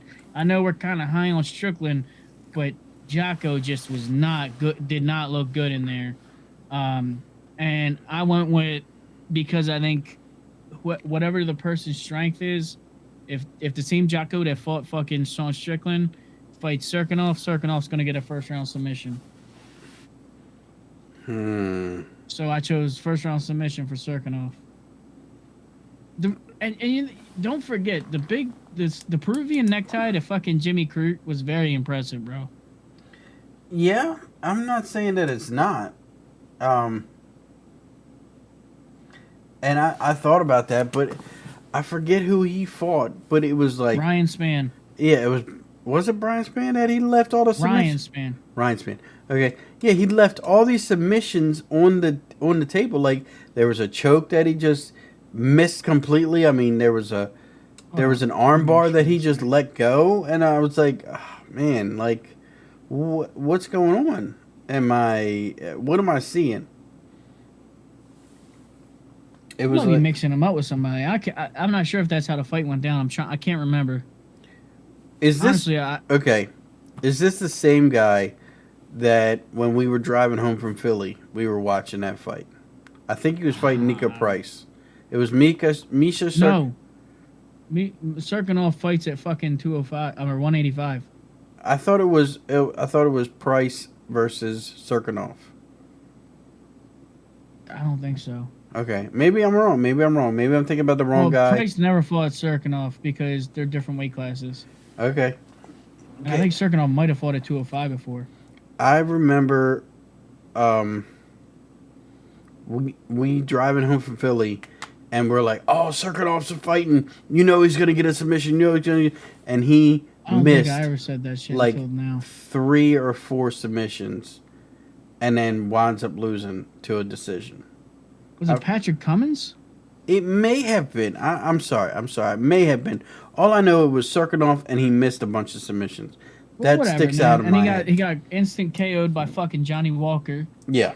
Let's not forget that. Yeah. But okay, so you got more faith in Jocko, which is cool. Look, I guess it's my lack of faith in Serkinov has strengthened my faith in Jotko.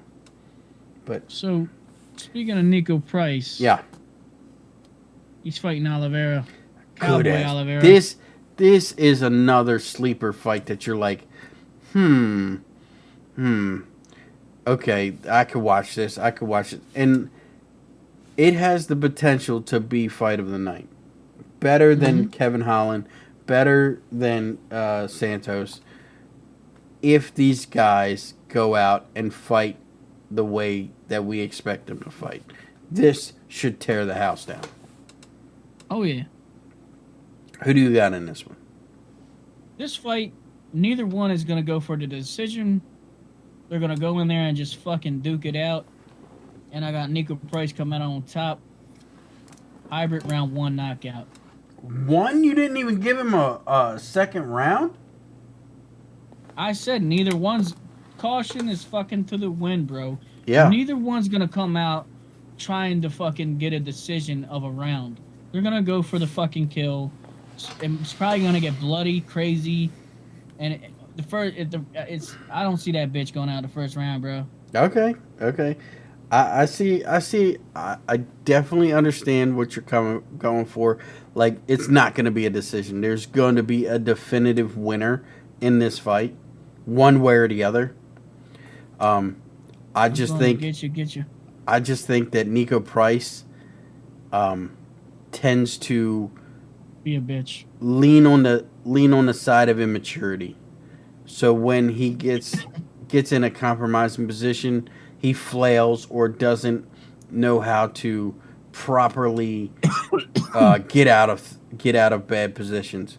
So I got Oliveira submitting Nico Price in the second round. That's how I see this going. I think Oliveira keeps his distance in the first round and wants to see how crazy Nico Price is going to be, and then he takes him down and submits him.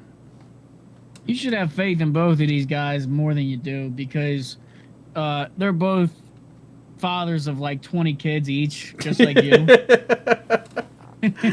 20 kids. So you know it's like once you're a dad to that many kids, you're a fucking Superman. Yeah. You know what I mean? Yeah, you have to be. They both got like 40 kids, bro. You got like 7. I'm just fucking with you, homie. Yeah.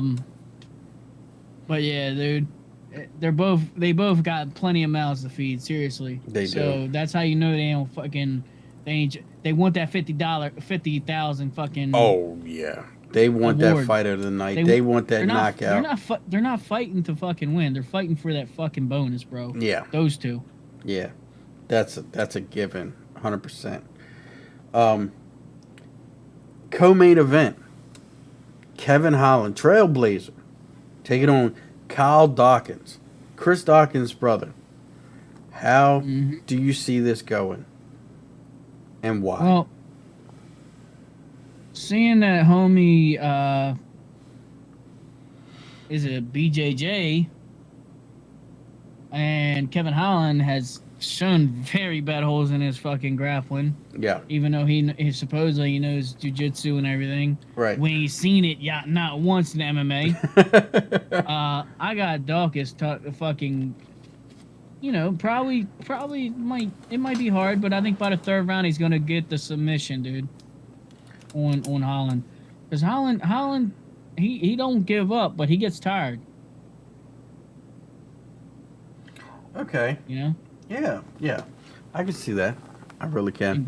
And knowing that big hole in grappling, I think that Dawkins definitely was very grappling heavy on his fucking camp probably for this. Yeah. And I think that Holland is not fucking gonna be ready because he's shown that every time he's come up short with that grappling. He has come up short a lot in the grappling, but I think he's been working on a takedown defense, and it's gotten better. His grappling may have not gotten too much better, but his takedown defense has gotten better. Well, before you go any further, let me just say this though: his grappling or his takedown defense gotten better, whatever. You can only defend so much fucking takedowns if he goes. He'll get at least one, right? Yeah, I'm counting on one. Okay. He accepts the position every time. He has no urgency to leave or get up. Yeah, that pisses me off. I hope that's not the case anymore. He's just good. All he needs is one takedown, bro. Yeah, he does. All he needs is to take the guy down purposefully and hold him there for him to change up his style completely. Like, that's all he needs is a grappling heavy style or just some proficiency in grappling would be better. I like Holland, and I would love for him to prove me wrong. Yeah. So what I think is going to happen, and I know I'm getting into the conspiracy theories of it, but they want to push Holland. So they're going to sacrifice Dawkins to push Holland. I got Kevin Holland knocking out Chris Dawkins, third round. I think this goes pretty far because I think Holland takes his time because he's kind of a slow starter. What you don't understand is there's big marketability with Chris as well, There and actually can be. probably even more than Holland because you got his brother. They're losing the Diaz bros. Now it's a Dawkins bros. Fuck what you heard. It can be. That is true. I didn't think of it that way. That could be one way And to Holland go. I think Holland already peaked. No way. Holland already peaked. He ain't doing enough grappling training. Even DC's coach and everybody, DC was talking about like he barely trained here. He was just here for like a day. So you're saying Derek Brunson exposed Holland and then he's done?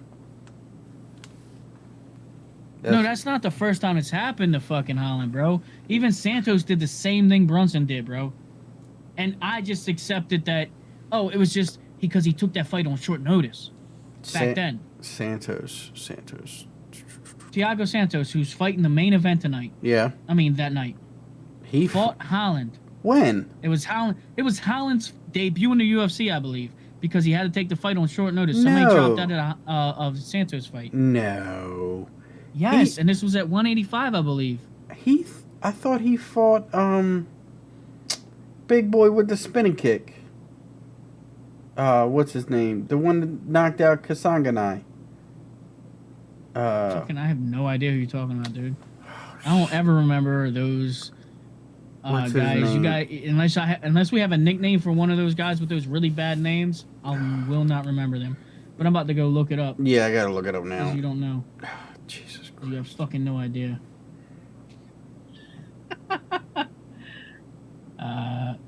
Let's see. Oh, you talking about Buckley? Yeah. Nope. He was in the UFC long before Buckley, bro. That was Buckley's debut, because Buckley took that on short notice. Okay, so he did lose to Thiago Santos. It was his debut. You're right.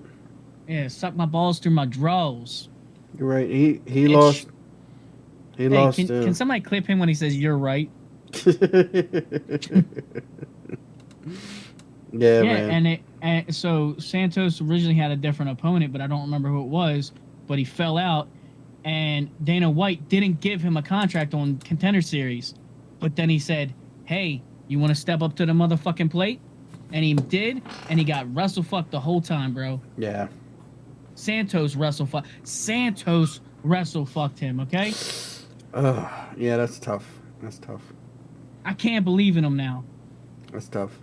I'm still sticking subbed by him my in the pick. second I'm round, still bro. sticking by my pick. I got Holland knocking him out in the third round. Still sticking by my pick. You. It's like, you Saigon whore. Jesus. Bit my nose off. All right, You so remember that shit, bro? oh, I remember. Chris Farley is fucking crazy. Dirty Work is a damn good movie. R.I.P. Fucking Norm Macdonald, man. Yeah, what? Norm Macdonald, yeah. Yeah, man. Been watching a lot of his shit too, man.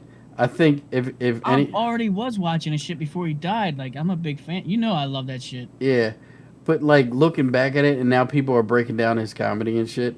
With that Bob Saget, what is it? Bob Saget roast, Roast? where he bombed intentionally just to do it. Like It's like a troll. that takes some balls, man. Takes some real balls. He took, like, what was it, like a 1950s joke book or something? Oh yeah, when he took Rodney Dangerfield and kept doing Dangerfield jokes the whole fucking time. Oh, that was so great. All right, so main event this weekend: Thiago Santos taking on Johnny Walker. Johnny Walker ain't been the same since he broke his shoulder doing the worm. Thiago hasn't really been the same since he lost to John Jones. Yeah, but, like, Walker, I would say Walker for sure. Like, his last fight was almost a year ago, and he fought Ryan Spann and knocked him out. So that's pretty good. Yeah, it's pretty good. Now, Santos is on a losing streak, but they're all to, like, people that grappled him. And I don't got Johnny Walker grappling fucking Santos, bro. I don't either. So this is a push fight, like you were saying earlier. Like they're gonna figure out whoever wins out of this fight is getting pushed, and this takes out all the excuses for everybody. Like Johnny Walker Santos takes out his excuses because he's not afraid of him. He's not gonna run. He's gonna meet him in the center, and it takes away Santos's excuses because Johnny Walker's not going to grapple him. It's just not going to happen. So they're going to meet each other at their strengths in the middle of the octagon and see who comes out on top. Hell yeah. And it's going to be great. So who you got in this? Or do you want me to know? Or you want me to tell you first? Do you want to go first? You can go first if you'd like. Okay, I'll go first. Let's hear it. I'm taking Thiago Santos, second round KO. I think he avoids the flurry of Johnny Walker. Johnny Walker gets tired because he's training in fucking parking lots and not in real gyms. And I'm saying Santos beats the shit out of him second round. Yeah. Oh shit! Over the top. Turning the hat backwards. Get that weird thumb grip. Yeah. So, check it out. Okay. They both have a kind of a similar striking style in a way, or vibe, not style. Mm-hmm. Where they're unpredictable, but they're accurate when they're unpredictable. Okay. Johnny Walker probably is more athletic, but Santos has reached higher fucking rank, you know? Yeah. Um, I'm a huge fan of Santos. I love Walker, but I had to go Santos. Oh, And really? and it's because of Santos. Well, Santos's cardio compared to Johnny Walker's. I think Santos is more ready to go longer, Yeah. and I think the tendencies when you get tired come back. And I think Walker has a tendency to be open for right fucking hooks, and I think that fucking Santos will definitely remember that and see that he's Ooh, been yeah. knocked out with that right hook a lot. Yeah. So I think by the second round, he gets tired enough to eat that right or get fucking slept by that right hook and gets knocked out. So we both have a second round knockout, Santos. Fuck yeah. Fuck yeah.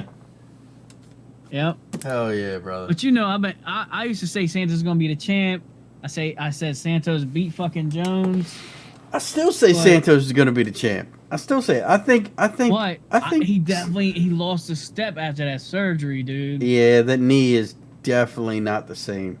And I don't think he would ever beat fucking Glover Teixeira after the way he got his ass whooped by him. Yeah, but I think he would beat Jan. Yeah, because didn't he? I think he would beat Jan. Yeah, he beat Jan already. He knocked out Jan. Yeah, you're right. But I think he would beat Jan again. But yeah, I don't see him beating Glover. But I do see him beating Jan. But yeah, that's cool, man. We both got the same shit. Yeah, that's why I kept laughing. I was like, yo, you definitely picked the same shit as me, little bitch. Yeah, it's gonna be a good. This is gonna be a good one. It's gonna be a good one. Can't wait for it. Oh shit, man! You got anything to promote? Dude. Anything coming up? Any? Are you doing any tournaments or anything like that anymore?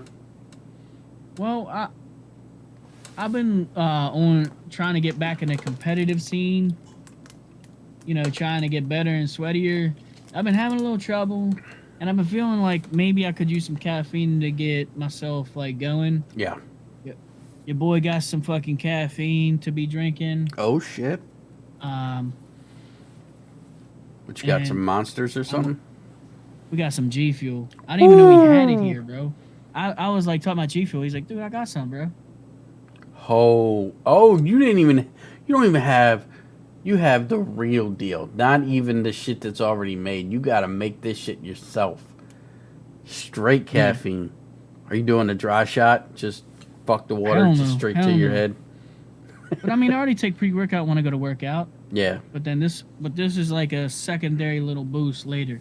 Awesome. Fuck you know what I mean? Dude. Keep me, because I always feel like that's when I'm all popped up on caffeine. I feel the best and the most reactive and really like. I feel 10 steps ahead of the opponent, honestly. Yeah. Good shit, so bro. I'm excited. All right. Well, I'm glad we're back. I'm sorry it's a day late. Yeah, tag team back again. But now we are here. We are ready to go. It is. And we are back on track. We're going to be right back here next Tuesday. And what episode was this? 142? Yep. This is 142. It's a lot. Yeah, we don't play. We've been at this a long time now. Started from in my dining room with a mixer and a couple mics, and that was it. And then now we're on Twitch and doing video and all that shit's crazy. Hell yeah, dude! And everybody, you know, when you come through, we're usually live. Most time we're doing on Tuesdays at around like 9:40, sometimes 10. We've been coming a little later just because doing things and setting up, but might start getting back into that 9:40 range now that Ricky's back at it. And because today he was having, we were having a little technical difficulties. We both had I had to set up my camera again and everything. Yeah. That's why we were a little bit late today. What did we get started 10? Yeah. But we normally start around 9:40 Tuesdays. And check us out. We'll be here on Twitch. On Discord is where you can stay the most up to date with us and what's going on, and if there's a cancellation or what have you. Yeah, but check us out. Anchor, Switch, or Twitch, anywhere you get your podcast is where we're at, basically. But I'm Ricky. He's Buddy. And we're out of here. See you next time.